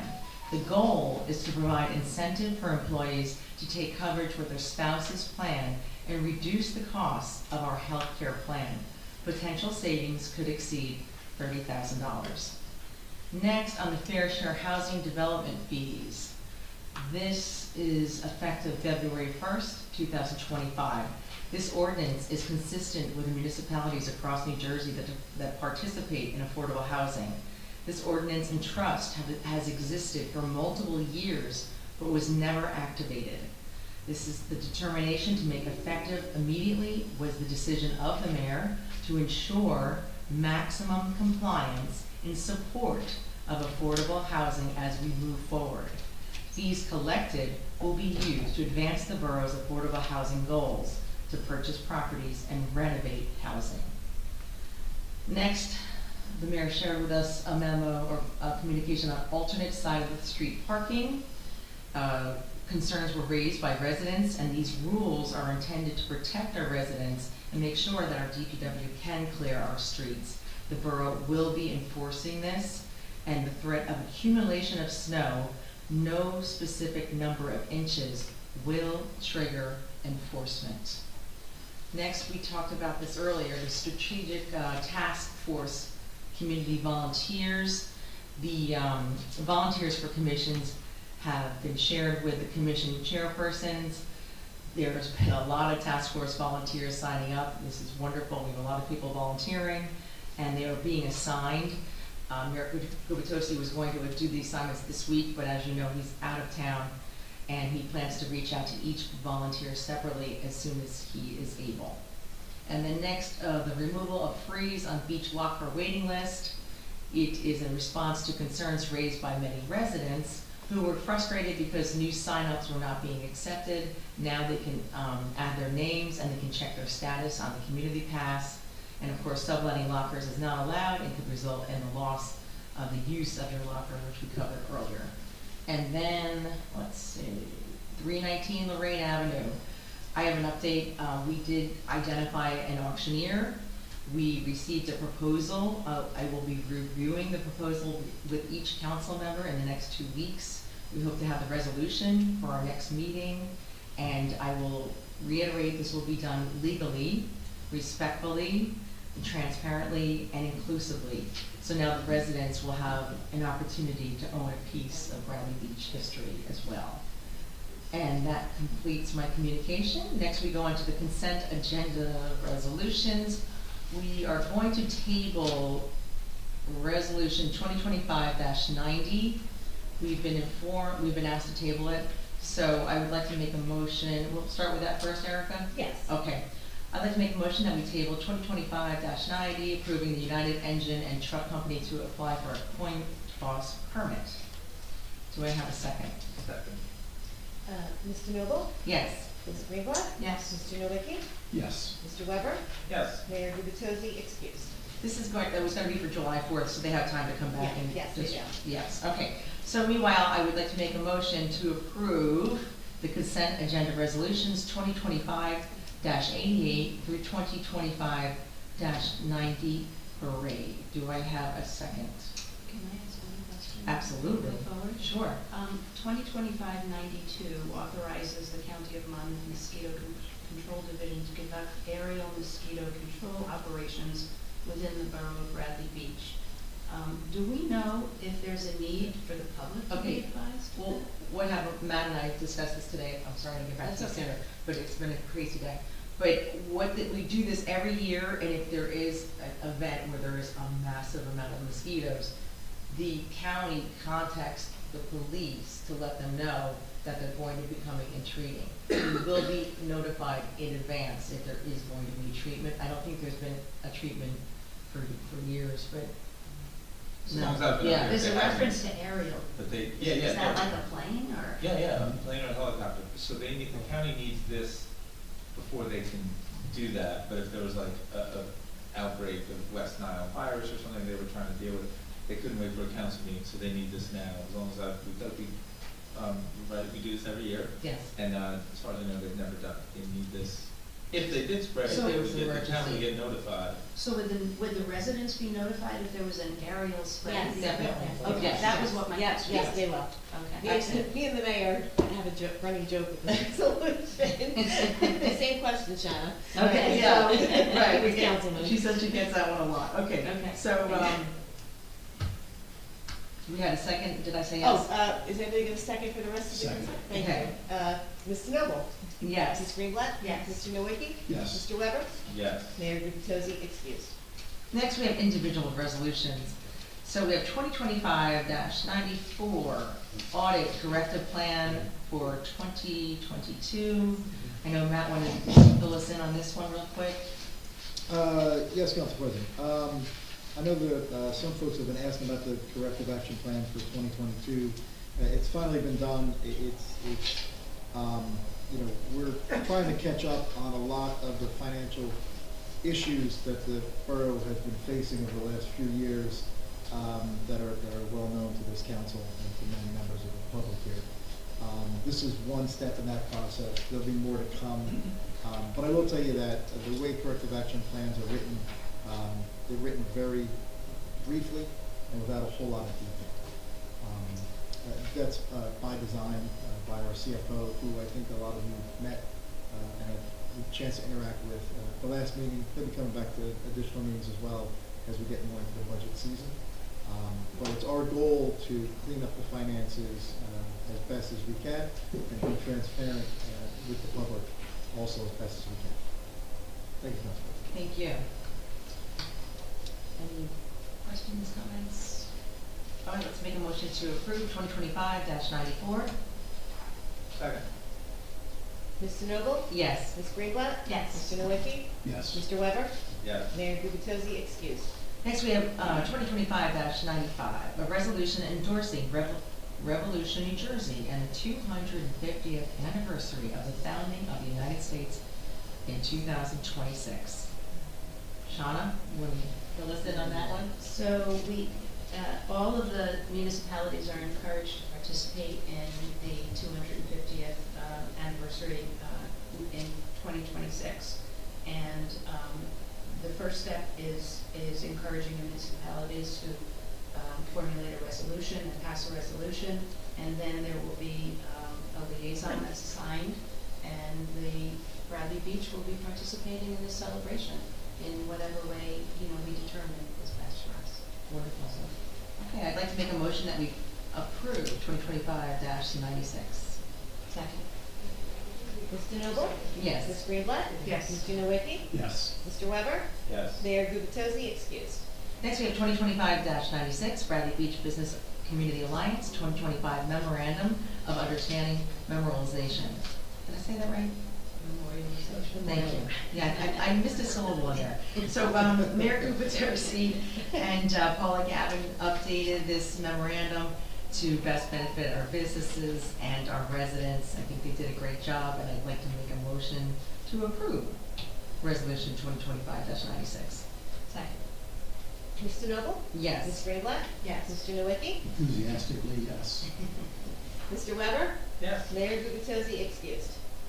Next, we have 2025-97, authorizing a refund of sewer overpayment for 115 Evergreen Avenue. I'd like to make a motion to approve this resolution.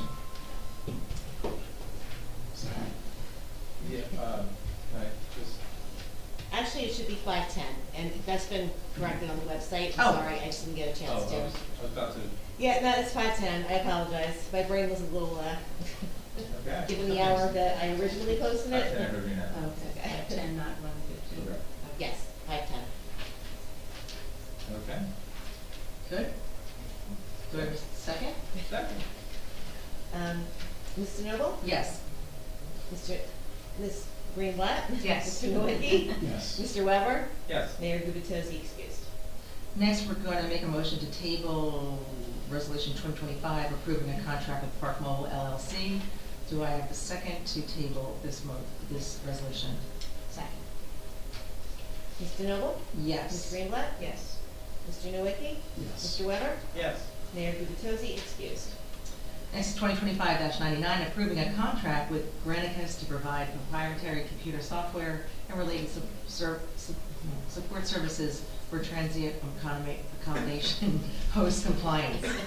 Oh, okay, I'll get my act together, yeah. So you got the idea. So, any questions, comments on this? I'll make a motion to approve 2025-99. Mr. Noble? Yes. Ms. Greenblatt? Yes. Mr. Nowicki? Yes. Mr. Weber? Yes. Mayor Gubitosi excused. 2025-100, approving a contract with Shore Business Solutions to provide copier, printer, hardware, and support services through a state-approved purchasing cooperative. I'd like to make a motion to approve Can I ask a question? Sure. Mr. Administrator, is this different, than what we had on the last meeting agenda, correct? Correct. So it's just, this isn't an actual contract, it's just like to go through a state-approved purchasing cooperative. So does that mean that we actually have a vendor and an amount and all that stuff? Or? Yes, this is a resolution authorizing me as your business administrator to execute the proposal that came through a state contract for copiers, printers, and the maintenance of it.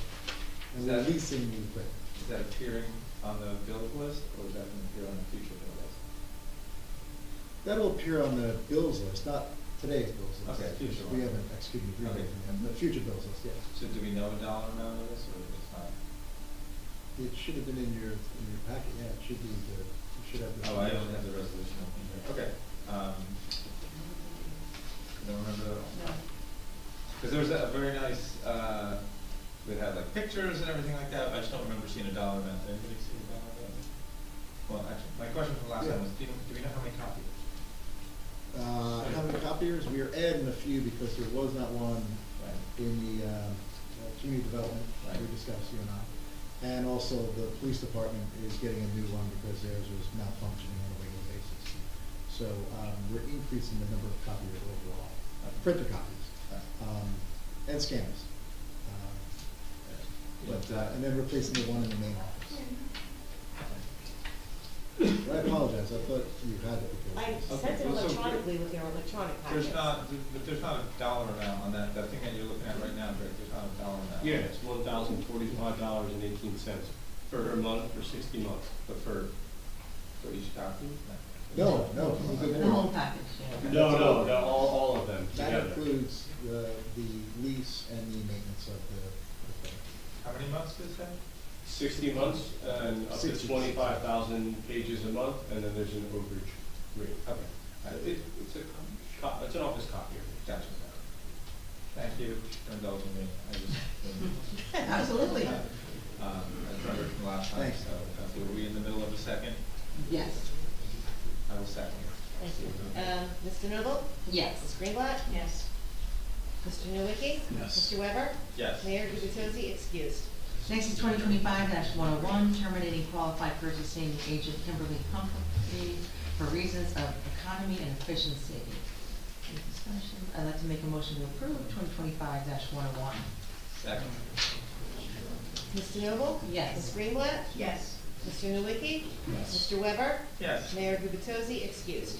Next is 2025-102, approving a professional service contract with PM Consultants LLC and appointing PM Consultants LLC as qualified purchasing agent at a cost not to exceed $10,000. I'd like to make the motion to approve 2025-102. Oh, yes. This resolution was updated to include the individual's name who's going to serve as the QPF. And that's not in the one sitting in front of me right here. Is our current CFO? No, it's not. Brenda Sprigman will be the named QPA. So this is approving a professional services contract with PM Consultants and appointing Brenda Sprigman of PM Consultants as the qualified purchasing agent. We need to name the person by name. We Okay. cannot have just a private company, so I just wanted to mention Brenda Sprigman, Sprigman, for the record. Thank you. All right. And do I have a second? Second. Mr. Noble? Yes. Ms. Greenblatt? Yes. Mr. Nowicki? Yes. Mr. Weber? Yes. Mayor Gubatosi, excused. Next is 2025-103, authorizing the settlement of pending litigation before the Superior Court of New Jersey, Monmouth County, entitled Herrera Lopez et al. Versus Borough of Bradley Beach et al. Docket number MONL 180723. Do I have a motion to approve 2025-103? Oh, I will make that motion. Did you need a motion or a second? And I'll second. I'll make a motion to, I don't hear people Second, talking but like, change it up. Can we do something here? Okay, motion to approve, okay. 2025-103, second, and Thank you. Mr. Noble? Yes. Ms. Greenblatt? Yes. Mr. Nowicki? Yes. Mr. Weber? Yes. Mayor Gubatosi, excused. Okay, next we have 2025-104. I am going to abstain from this one as I do have a conflict. I'm going to pass this off to Councilman Weber. Sure, we've already had a lot of discussion about Darcy's Tavern tonight. They are coming in for a special permit. I just wanted to get some clarification first, because I haven't driven by, so it sounds like from the discussion the tent is still up, but the code enforcer's been there, and is, a brand new code enforcer who's going to visit this property tomorrow, sounds like, right? Correct, and when we say tent, it's the skeleton part of the tent. Right, okay. But there are other items on the property as well. There's a fence, so it's not simply the tent itself. There's a whole collection of other items that would have to also come down. So, but are we assuming that that's all gonna come down and, because, all right, on the second, on March 2nd, they're not looking to erect a tent or anything like that? No. It's just to use that space? That's correct. Okay. That tent will not, Okay. no tent. Okay. So But- it will but- become a but- parking lot. Right. That's correct. But So- correct me if I'm wrong, if they wanted to put up a temporary tent Right. for their special event, they could. Assuming they meet all the other fire and all the other requirements, yes. Right. Yeah, just like anyone else that's special. The notion is that we told them, just putting it in layman's terms, we told them not allowed to have these permanent tents and fences and structures out here. It's outside the scope of your approval for zoning. And to private business owner, naturally, it's obviously an expanded premises makes more money, and would want to do this for special events, have special events at their business, like other businesses do in town. And we pointed out that that is okay, but not on a permanent basis, temporary basis. And if the traffic needs to be stopped, you have to pay the deposit like everyone else who has, they're paying a $2,500 deposit to cover any police coverage or any other things that are needed, just like any other business that has this thing. And they seem amenable to that at this moment. I don't know why the tent isn't down today, but we'll find out tomorrow, it looks like. So my main question is, we've heard from the business community along Main Street, and I guess the concern is that they delay, and this remains up in the next 2 weeks till the 2nd, so they can use this facility on the 2nd. So is there a way for us to tie this resolution that contains their ability, their compliance with meeting the zoning And I then, prefer to keep the two tracks separate. keep the two separate. Yeah, I'd rather not tie them together. I don't want to make it look the governing body's influencing the code enforcement officer to do one thing or another. But, you know, look, obviously it's an issue of importance. You have multiple residents here complaining. I don't suspect that if that tent is up in 2 weeks, that the process is going to get a ticket and have to appear in municipal court. Right, so then fines would come into play potentially. Yeah, I mean, typically the prosecutor says, what are you doing? Take down the tent and pay a fine. And now that you had to come in here, you have to pay a fine too. That's usually, that's the next step of enforcement. Beyond that, you have a municipal judge who is going to, if it's a conviction, issues a sentencing up to $2,000 fine for each violation, and it goes from there. In the absolute worst case scenario, and I don't want to say that this is going to happen here because the property owner has not been defined and has been reasonably cooperative to date. You go to court, and I've had to do it here to remove elevated decks and other zoning violations on any new businesses. But that's the ultimate. We want to avoid that, right? Because that means that you're forced to take. That means that we've gotten to the point in the process where the government is now on one of the neighbor's sides. And because that's the point it's been reached. We try to avoid that at all costs, obviously. What we don't want is the perception that we're giving tacit approval. No, I don't want anyone to leave me with the notion that we thought that this was okay, someone was turning a blind eye to this. They did have an extension permit. You guys had authorized the relaxation of zoning under the state of emergency, but the state of emergency is gone now, and the ABC permit is a separate regulation that has nothing to do with your zoning, and so that's where we're at. It wasn't it wasn't a favor being done here. The person did have legitimate legal reasons why he could have that property could have that tent up, but those don't exist anymore. Right. And we also want to be cooperative with our businesses on a temporary basis, meeting the requirements. Zoning is always the toughest area, right? If you don't pay your taxes, it's very simple. Everyone else paid them and everyone's upset with you. In zoning, maybe you think this is okay, maybe your neighbor doesn't. It's a different animal, so everyone has to have their due process. And in the end, after all that adjudication is done, the end result is that the local government is on one neighbor's side or the other, because that's how it's been adjudicated. And then, we try to avoid that for multiple reasons, expense of litigation and other things. But and one other thing, Greg, the fines for the situation that's there now, those could be like per diem, right? Yeah. Like, okay, potentially. So just so everybody knows, code enforcer doesn't fine anybody. The code enforcer is the person that would say to the judge, this is the situation, it was corrected, it wasn't a corrected. good analogy is a police officer signs your speeding ticket. Yeah. The code enforcement officer signs your zoning violation, but you end up in the same place. This guy's speeding, sitting right next to you in court, and the judge deals with all of it here. I hope we don't get to that point, but that's the process from there. Okay. So on resolution 2025-104, which is a resolution approving Darcy's Tavern to serve outdoor food and beverage in its parking lot on Sunday, March 2nd, 2025 for the St. Patrick's Day Parade, the Belmar St. Patrick's Day Parade, I would say. I will make a motion to approve this resolution. Do we have a second?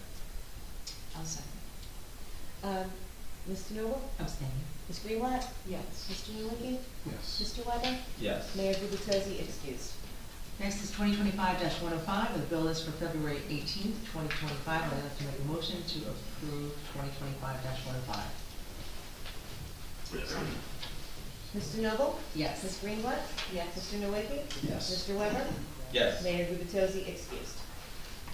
Next is 2025-82, authorizing award of professional engineering services with CME Associates for Fifth Avenue sanitary sewer replacement. This was previously tabled on February 4th, 2025.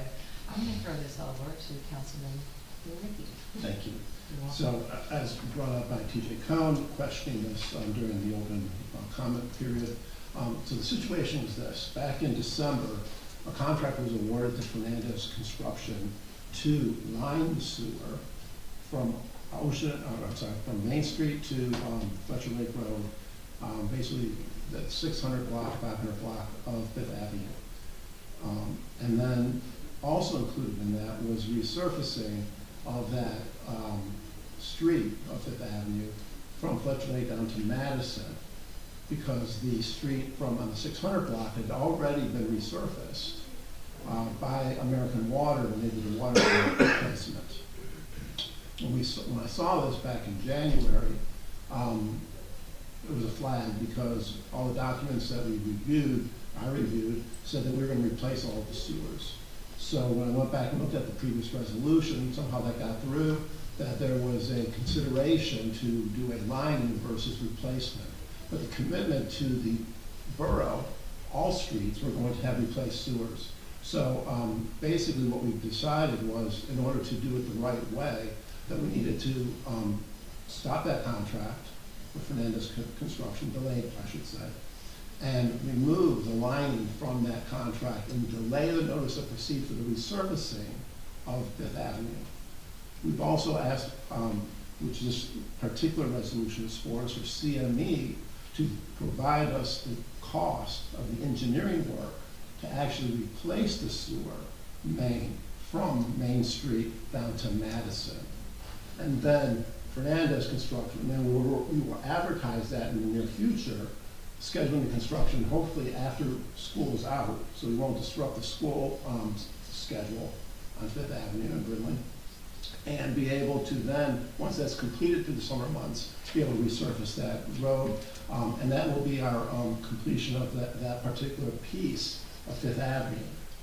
The next resolution after that, and I'll just go on to that just to say it, that was a new grant that we received from DOT for the resurfacing of the rest of Fifth Avenue from Madison to Ocean Avenue.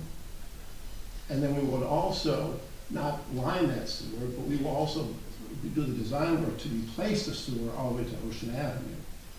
And there's also additional money to advance, I should say, the contract on Park Place Avenue. Last summer, we did a section of Park Place Avenue replacement, and so there will be money in this particular contract to do the design of that next piece of Park Place Avenue down to Madison. And again, depending on the survey and everything else, what the limits of that construction will be, we will provide that information once we do start to do the engineering. So basically, we're correcting something that was almost advanced on lining, which is not what was promised to the residents, and we are going to do a full replacement of that sewer, and we will continue that program as we go forward, a full sewer replacement for the rest of the system on the main streets as we go forward in the future. And Paul, with the contractor Fernandez, they were okay with that change that you spoke Correct. about initially? Okay. And we're hopeful that he'll participate in bidding that next section of that work for that sewer replacement as well. So, but yes, they were cooperative in our ability to do that. Our CME has also identified that there is a less money to be spent on that existing contract for that resurfacing. So we're working that out as well with back through Matt's office to make sure that we're balancing the books on the work that's to be done, the scope, and making sure that and that's all reflected in these two proposals. And just to be clear also, the sewer infrastructure maintenance plan is targeted to head north along the streets of Bradley Beach. So Park Place, those few blocks were more an emergency situation with a problem, and I think that's the reason that we're also considering that additional block on Park Place. Yes, because we've already began Park Place, so we want to complete Park Place in its entirety and then move on to the next road. And then we'll double back. Correct. And again, these are the borough roads. We also have, Ocean Avenue, Main Street, which is Main Street DOT. Ocean Ave is the county, and also Brilliant is also county road. So those we have to coordinate with those other entities, and so this is sort of we're marching down through the town to take care of these streets. And so likely the portion from is it Madison to Ocean Avenue will take place in the fall. So the design will begin here, and then depending on the availability of coordination, we probably would not want to do that construction until the fall at the earliest. It could turn into spring, but we don't have that construction schedule yet. Right. We just don't want to infringe on the summer on the area that's closer to the ocean. Correct. So that's going to be coordinated. And this actually ends up working out well with the school, because we're going to have school out and minimize disruption as we come out with Avenue. Wonderful. Okay. Good. I'd like to make a motion to approve 2025-82. Second? Mr. Noble? Yes. Ms. Greenblatt? Yes. Mr. Nowicki? Yes. Mr. Weber? Yes. Mayor Gubatosi, excused. 2025-83, authorizing award of professional engineering services with CME Associates for engine DOT improvements on Fifth Avenue, Phase 2, and Park Place Avenue, previously tabled February 4th, 2025. I'd like to make a motion to approve. Second. Mr. Noble? Yes. Ms. Greenblatt? Yes. Mr. Nowicki? Yes. Mr. Weber? Yes. Mayor Gubatosi, excused. Next is announcements. We have none. And next, we have the administrator reports. Oh, thank you, Jennifer. You're up, Matt.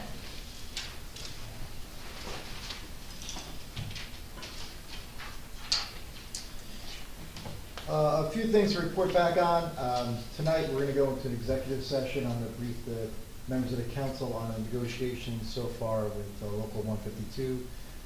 It's our hope that the members of Local 152 will vote on the deal sometime next 2 weeks, and that'll give us enough time to come back to the council to vote in public on March 4th, a new agreement with Local 152.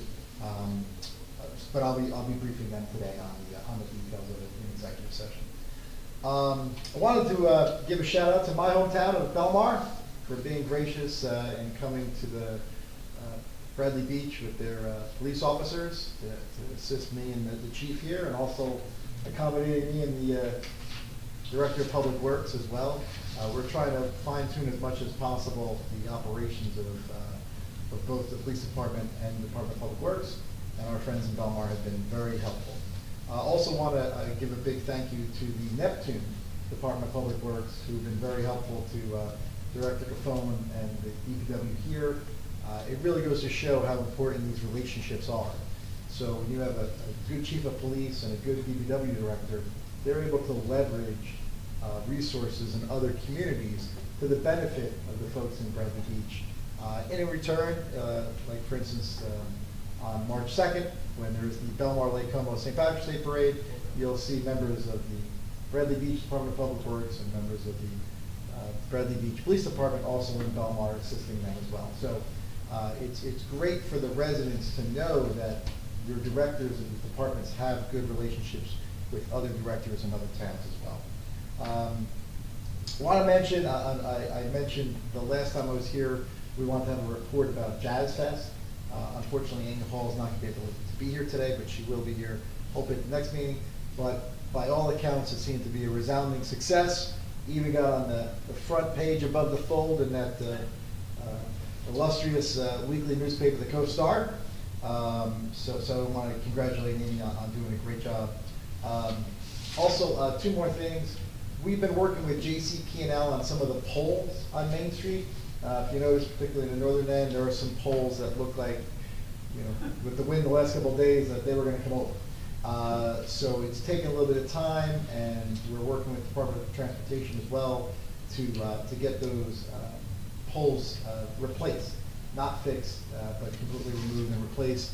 At that time, because the amount of electricity those poles carry, there may be some interruptions in service in the very localized area around those poles, and we'll notice primarily the business owners on Main Street ahead of time. And lastly, and one of the things that we want to try to get more notice of is positions of employment here at the borough. So we have a part-time violations clerk position open in the court. It pays $20 an hour, and it's 3 days a week. So it's open to everyone, but we always want to make sure that the residents know about these positions as well. That's all for me, Council President. Any questions from the council for me? No? Just want to comment that the Jazz Festival was amazing. Amazing. It was so much fun, yes. And Thank I'm you. glad that you're making friends, because we've been hearing about the leaning poles of Main Street for years. Yes. You're making friends, Matt. Not me, I don't complain about things like that, but some people have mentioned it. So. But we do have to give kudos to Mayor Gubatosi as well. I think he was very persuasive with that replacement as well. So kudos to him as well. Absolutely, absolutely. He doesn't take no for an answer, so No. that was good. And also just a reminder, I have my business cards up here, they have my cell phone on. Don't feel like you need to wait to come to a council meeting. If there's any issues or concerns on your mind, please give me a call or email me, and I will try to get back to you as soon as possible. Thanks. Okay, thank you very much, Mr. Doherty. Next, we have the mayor and council reports. We'll start with Councilman Middleton. I have a very short report. Basically, I just wanted to invite the residents out to the Sylvan Lake Commission meeting tomorrow. It's here in this very room, 6 o'clock.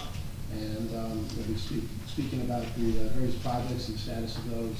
But yeah, everybody's welcome to come to that meeting if you are interested in what's going on around the lake. That's my report. Thank you. Councilwoman Greenblatt. The Arts Council met on February 7th. They're in the process now of outreach to individuals who have been identified for membership. There are 5 spots open and a plan to add 2 alternates. We are hopeful to solidify the membership within the next few weeks and submit the membership to the mayor for appointment. The council will also be reaching out to all of those who expressed interest in the Arts Council and organize them by arts interest. These volunteers will serve as advisors and play an integral role in the Arts Council programming. The next meeting of the Arts Council is Friday, February 28th. Fletcher Lake Commission met on Thursday, February 13th. This was their first meeting of the year. The commission will plan its reorganizational meeting in March and approve its membership and terms. They have also approved the receipt of funds reimbursed by the Bradley Borough for 2024. This includes the yearly stipend and reimbursement for cruise control services. The commission noted that there are many violators of the prohibition of electric vehicles on the bridge and have asked that the sign currently on the Bradley side be replaced with a larger sign. This has been conveyed to the administration. The Ocean Grove side does not currently have signage about this issue, and Neptune's Mayor Lane is initiating the same. He serves also on the Fletcher Lake Commission. In the coming months, the bridge will be stained to create a better barrier to protect the natural wood. They will select a transparent stain with a low tint, color yet to be determined. Both the Bradley and Neptune sides are initiating a contract with Mike Campbell of Galaxy Geese for the year ahead. And the next commission meeting is scheduled for Thursday, March 13th at 6 p.m. The Rec Committee met Monday, February 10th. Their bylaws were amended and approved unanimously by its board. Only minor changes were made. The Silver Ball Arcade Middle School event, originally scheduled for this Thursday, will be postponed due to anticipated inclement weather. I believe the forecast has since changed, but in any case, possible rescheduled dates are Thursday, March 6th in the evening or Friday, March 14th daytime, as there is no school that day. Details to follow. Radio Bingo, which takes place Saturday, March 8th at 7 p.m., is a sold-out event. It is being co-sponsored with the Ladies Auxiliary and the Fire Department. Please be advised that it will take place at the Fire Hall, adjacent to the fire station and behind the Biazzi Center. A reminder that Mahjong continues to meet every Friday at the Biazzi Center from 1 to 3 p.m. Open Rec is on Thursdays and Fridays for kids who do homework, play games, get crafty, and watch movies after school. Thursdays till 6 p.m. and Fridays till 7. The next senior club meeting is on February 26th from 12 to 3 at the Biazzi Center. The Rec Department will be hosting a monthly bowling club to begin in March. No first date yet set, but it will be run one Wednesday evening per month, 6 to 8 p.m. $10 per person, includes shoes and unlimited bowl.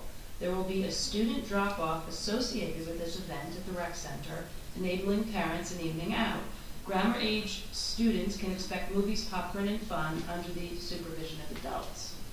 Summer Camp 2025 enrollment begins in mid-March. Bradley Beach residents get a week of priority, and specific dates will be announced soon. The next rec board meeting is Monday, March 10th at 6:30 p.m. at the rec center. And that concludes my long report. Beautiful, thank you. Councilman Booker. Thank you.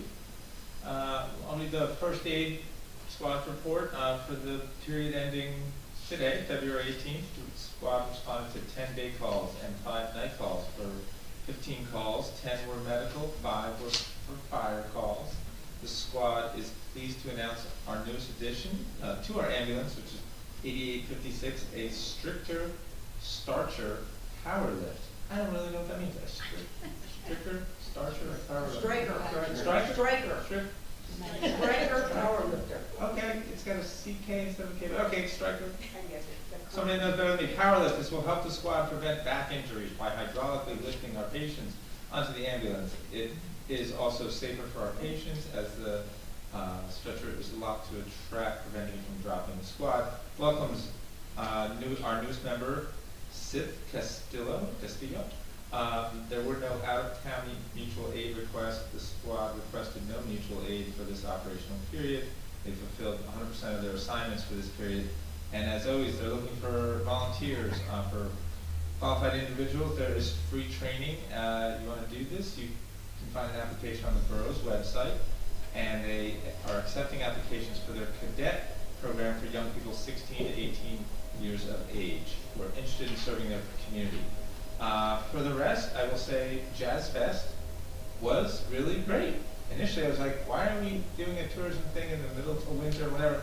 It was awesome. I only went one night, and I heard both nights were awesome, so kudos to everybody that had something to do with that. I hope that happens again. Quite frankly, it was really good.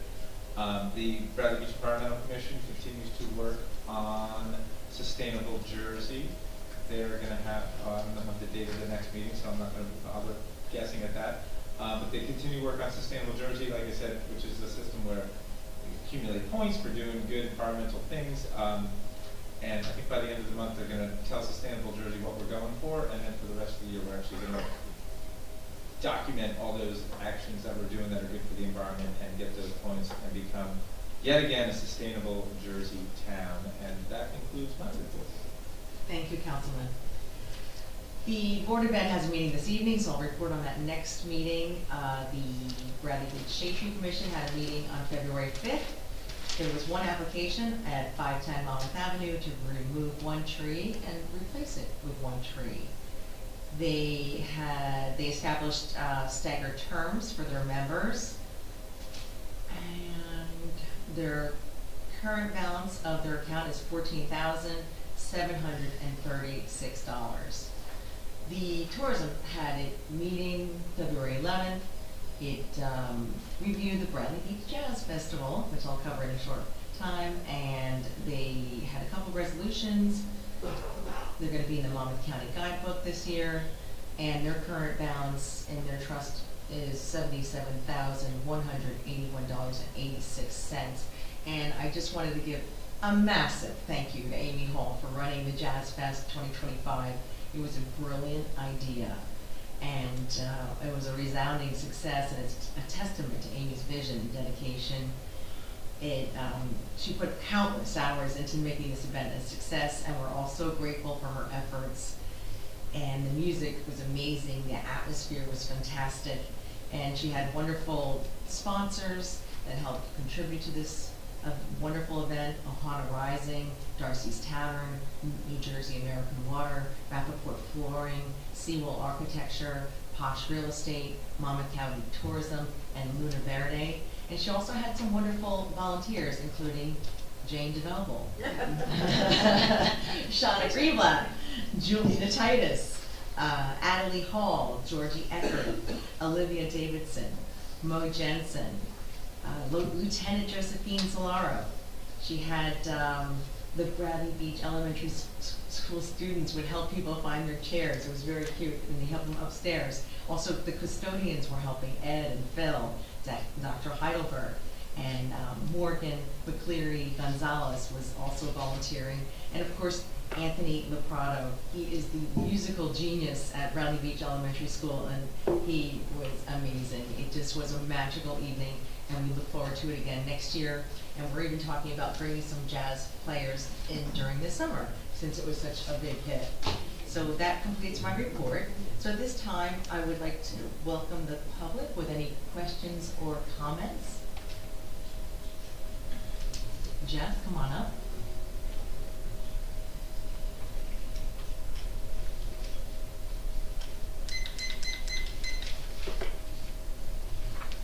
Jeff Curtis, 202 3rd Avenue in Bradley Beach. I want to talk a little bit about round 4 and the affordable housing. I want to know if the city's going to be transparent about what has to be done. And I'm going to just raise 3 issues tonight. There are a lot of questions and concerns that a group of us working on the affordable housing have about how Bradley Beach has participated in remaking the process over the last decade. So a report was produced in 2017 that several of you were sitting on, adopted. It should have created a housing trust fund. It didn't create the fund. It didn't. So to say that we're going to go forward now and by June have another fair share housing plan, we need to know if there's going to be any teeth in it this time, or whether we're just going to play the game that we're going to create a document, but we don't really mean what we say in the document. As a result of not having a housing trust fund, we've been designated that we have 64 substandard units of housing, which we don't know yet whether we agree to that or not. But if we do have substandard units of housing, we don't have any money to help senior citizens or poor people in town to fix up the house. And therefore, they're going to be subject to a developer who wants to come in and buy the house and develop it or turn it into Airbnb, and we're going to lose that affordable housing unit because we have not been responsible in what we have done with affordable housing today. And 3 of you, as I said, were on that document that was created. I want to know if the council is willing to reveal what in their next step, in the February step, what are you telling Fair Share Housing you're objecting to, or you want to change the numbers of the 6430? If you're going to change those numbers, are we going to be allowed as the public to know how the planner is arguing that, or whether the planner is just going to do it in secret again? And is the process going to be open, and is it going to be transparent? We also want to understand whether the code official even knows the substandard housing in this town. And will that be made public so that we can get together and figure out how we help people who are living in some substandard housing get access to funds so that if they need a new boiler, or they need a new roof, or they need something else, we have the capability to be able to get it to them. That is not in place right now. And finally, in this round, the town is supposed to identify a person that is going to monitor the affordable housing units. So if they get created, they're going to be staying affordable housing. We're not going to get stuck like we got in Asbury Park, where money was given to some people under that guise. They turned it into Airbnbs, and lo and behold, we lost affordable housing. So those are my questions for tonight. I hope we can be transparent, and I hope the city will respond to requests of information when we need to understand on behalf of the public what's going on with affordable housing in this town.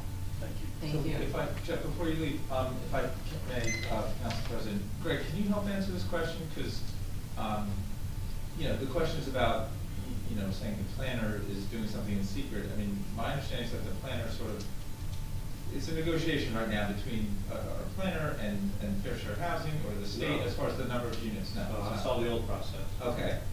So we already accepted those numbers at our last meeting in January, because the deadline to do so is January 31st.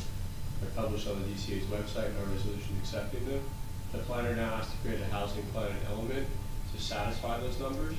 There's no more negotiating or arguing with Fair Share over what the obligation is. That was the entire last process. Now there'll be we've agreed to the numbers, so we're not challenging them. Okay. And the goal now is for our planner to go through. So you have to remember, those are done with the state formula.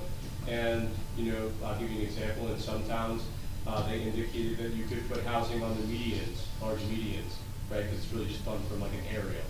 So our planner's going through the fine-tooth comb, checking out, making sure all the properties the state has identified are actually properties that can be built or what have you.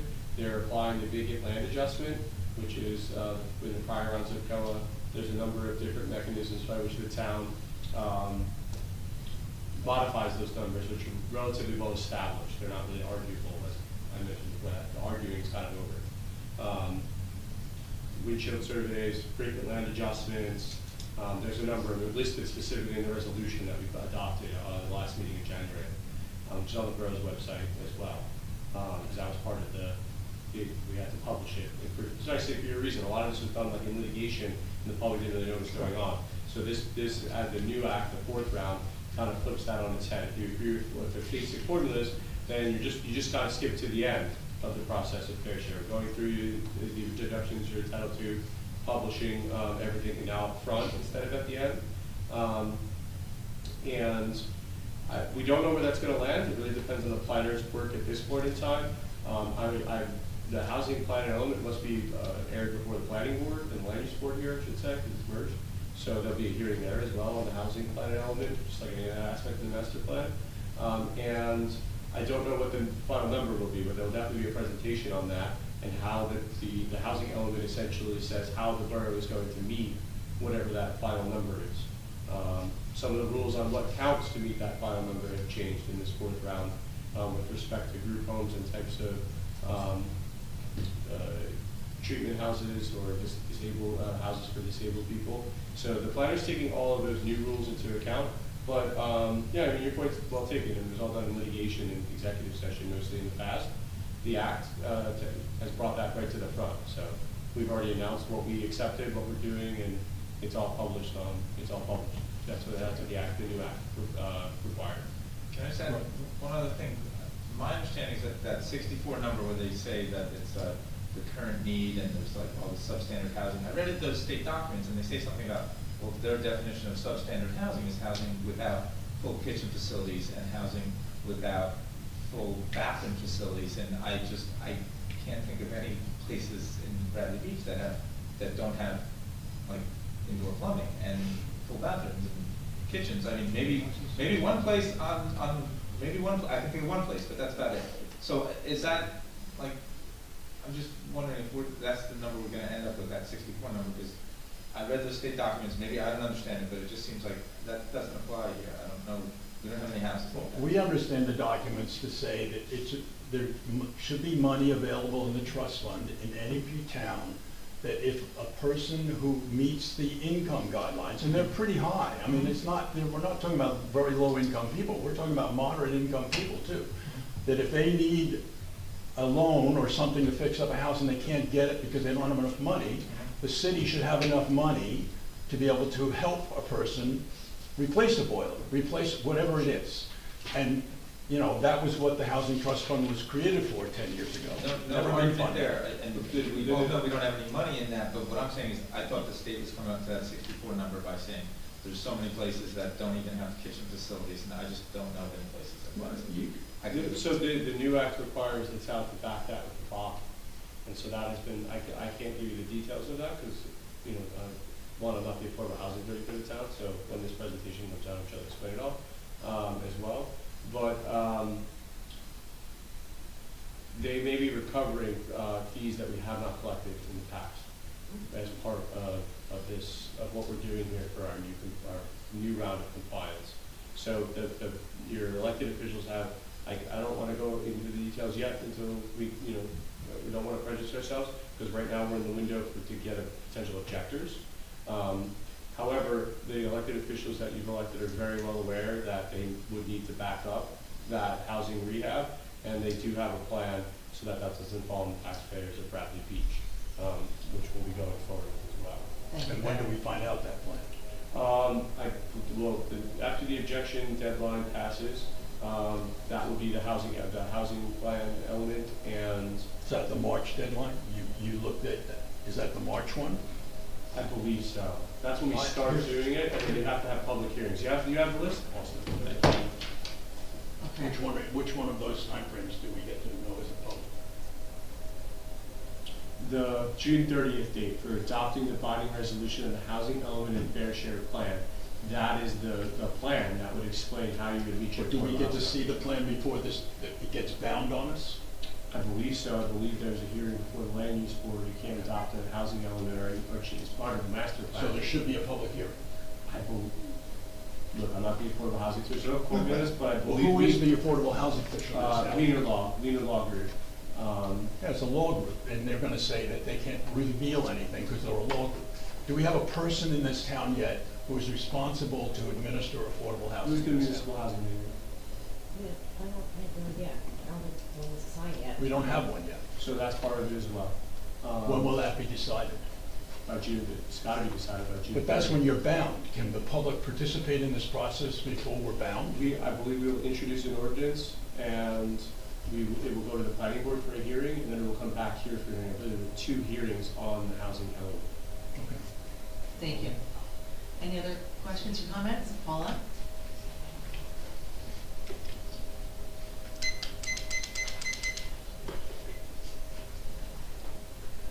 Paula Gavin, 106 Evergreen Avenue, but I'm here as a volunteer for the Bradley Beach Business and Community Alliance Board, and I'm proud to be accompanied by Sean Ryan from Fins, who's one of our 14 board members volunteering their time and energy. But what I want to do is to thank the mayor, the council, the staff for a collaborative partnership that is really going to enhance our businesses, our residents, and our nonprofits. We're very proud of our 265 members, but we particularly want to thank the community for supporting our local businesses, for supporting each other, and supporting our nonprofits. So we do believe that a connected community is stronger together, and I'm really grateful on behalf of Sean and the other members of our board for the new memorandum of understanding. Thank you so, so much. Thank you, Paula. Anybody else here have a question? Oh, Mr. Cohen? Thomas J. Cohen, 612 3rd Avenue. I would like to, I appreciate your comments, Mr. Doherty, on the corrective action plan. You nailed it. It's a pretty base document. It's the 2022 corrective action plan, which we didn't get in 2023, and we didn't get the benefit of it in 2024, but now we have it in 2025. So, I mean, it is such a basic document. Mr. Barrett did the job, but I'm puzzled as to why this could not have been accomplished a lot sooner. I would recommend that every Bradley Beach resident read it for its simplicity. And then I would also like to address the affordable housing comment. I'm so excited that residents now want to come out and support affordable housing. The reason we don't have a trust fund is due to the administrative failures of Gary Engelstad and Larry Fox for not administering a document that was created in 2017 to create the fund, to build off the fund, so we would have the money now. And now everyone's worried about affordable housing. We should have a ton of money in that account to be able to assist our residents. And it's this continued administrative failure which has been put up within the staff. So I'm really happy that other people are engaged. And I'll be happy to share. I stood at meetings of the planning board, I stood at meetings of the council, asking every time, where's the affordable housing component? Where's the, we were told, oh, no, we don't need one. Mayor Engelstad was on that planning board. Mayor Fox was on the planning boards. It should have been done. We should have gotten units at 301 Main. We should get units at Autotech.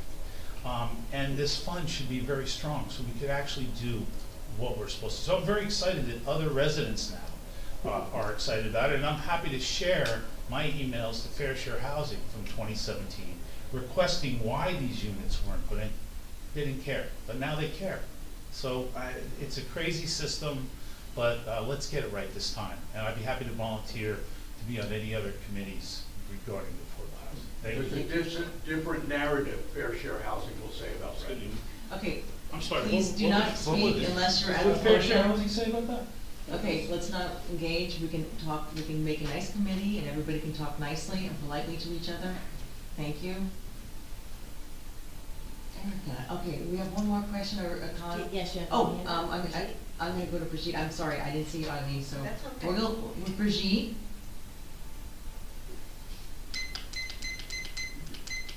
Can you hear me? Yes, I can. Oh, I can't hear you. Okay, just, can you hear me now? Can you state your Okay, I name and think address? that's good. Okay, state your name and address. Hi, Brigitte McGuire, 610 Brindley Ave. I just wanted to ask a question regarding the back pay for the overtime of the beach employees that got passed tonight. Is that total situation now taken care of, or are we still needing to owe more employees? That's a great question. So, there's one additional employee, so I assume you looked at the resolution, Ms. McGuire? I did, So- and I was just questioning because I remember back in 2022 when this was a huge issue with the $300,000 that was being questioned in the salaries and wages. that we were told by the VA at the time that that $300,000 was to pay a lot of this back pay overtime. And I realized it was only about $40,000 on that resolution tonight. So I'm just wondering if there's a lot more employees we owe, or, you know, 300,000 and 40,000 is a big difference. So there's 6 employees total. There are 5 who joined the litigation, who are part of the resolution. There's another who's owed a total of about $10,000, well, not about, it's $10,363 and some cents. And so the total cost to resolve this issue to the borough will be $50,363.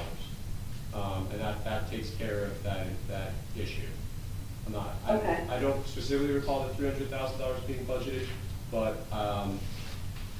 there was a lot of numbers thrown around over a lot of years, so forgive me. Yeah, no, it was But so that's the definitely total cost is. just a point I was fixated on at the time, so, but that's Also, okay. so I this mean, is- it didn't cost us the 300. I just want to give you the full answer so it's piled up. So it's 50, from the borough, it's $50,363. And then the joint insurance fund of the borough has agreed to pay $35,000 in attorney's fees to the employee's attorney as a part of the settlement. So that, in full transparency to the public, that's the settlement. It's $75,000 to settle litigation, and another $10,363 to another employee that was not part of the lawsuit, but obviously still has a claim at this moment that we'll be cleaning that up as well. Okay, thanks so much. I'm glad that was all finally settled with them. Thank you. Problem. Eileen? Thank you, Brigitte. Just a quick thank you. Oh, okay, I'm sorry. If you want to just do a quick thank you, go ahead. I just want to thank you. I can just only imagine how much work the council has done to get us to this point. And thank you. It's just refreshing. Thank you, and I appreciate the thanks. It means a lot to us, and we all have been working very hard. Obviously, it's very apparent. You're working 24/7, and it seems as though you're working harmoniously. It's believe me, I know it's my honor. I'm sure it's everyone's honor to be here. And as our council, our mayor says, we're proudly serving our residents, and we're proud to be here too. It's obvious. Thank you. And, oh, Nancy, yes, I'm sorry. You know, I don't have to go up to it. I'll underscore what she said about your work and all you've accomplished in less than 2 months. But Brigitte brought something up, and you know how my brain goes every time. Just, if you don't mind, because you're gonna get, just come to the podium then, if you're gonna talk Anytime about. we talk about payroll, so those figures. And just say your name again. I love- Nancy Meadows, Water Condominium For the record, Association. thank you. So when we talk about payroll, we know where my brain goes. So those figures that you mentioned, is this a correct statement? That is the money that is going to the employees.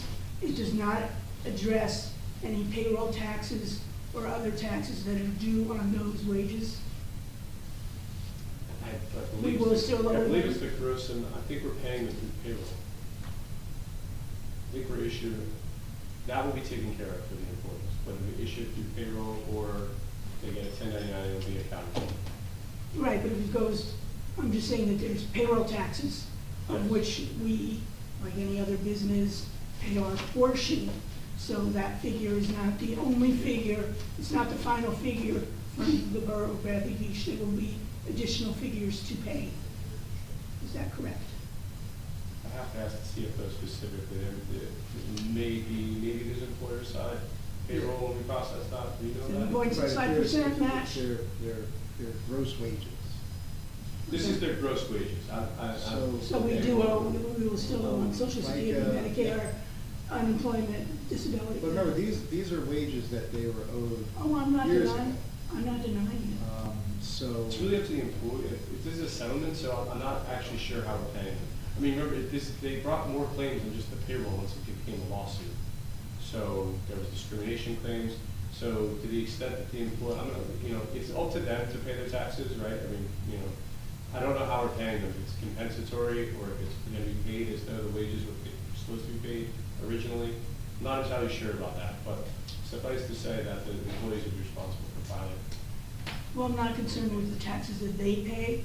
I'm concerned with the matching portions that we as the business would pay.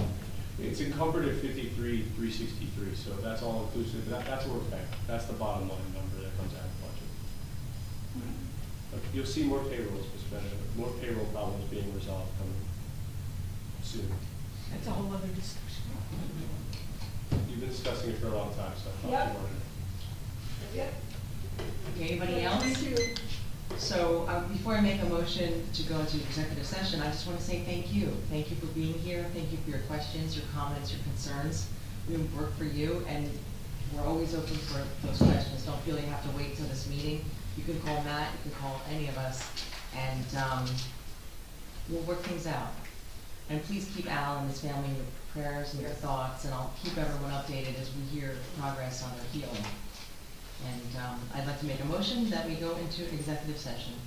Second. To discuss what? Oh, Local 152 negotiations. More good news. Thank you. Mrs. Noble? Some people don't like it if we say it. This is true. Yes. Ms. Greenblatt? Yes. Mr. Nowicki? Yes. Mr. Weber? Yes. Mayor Gubitosi, excused. All right. See you, Jack. You guys are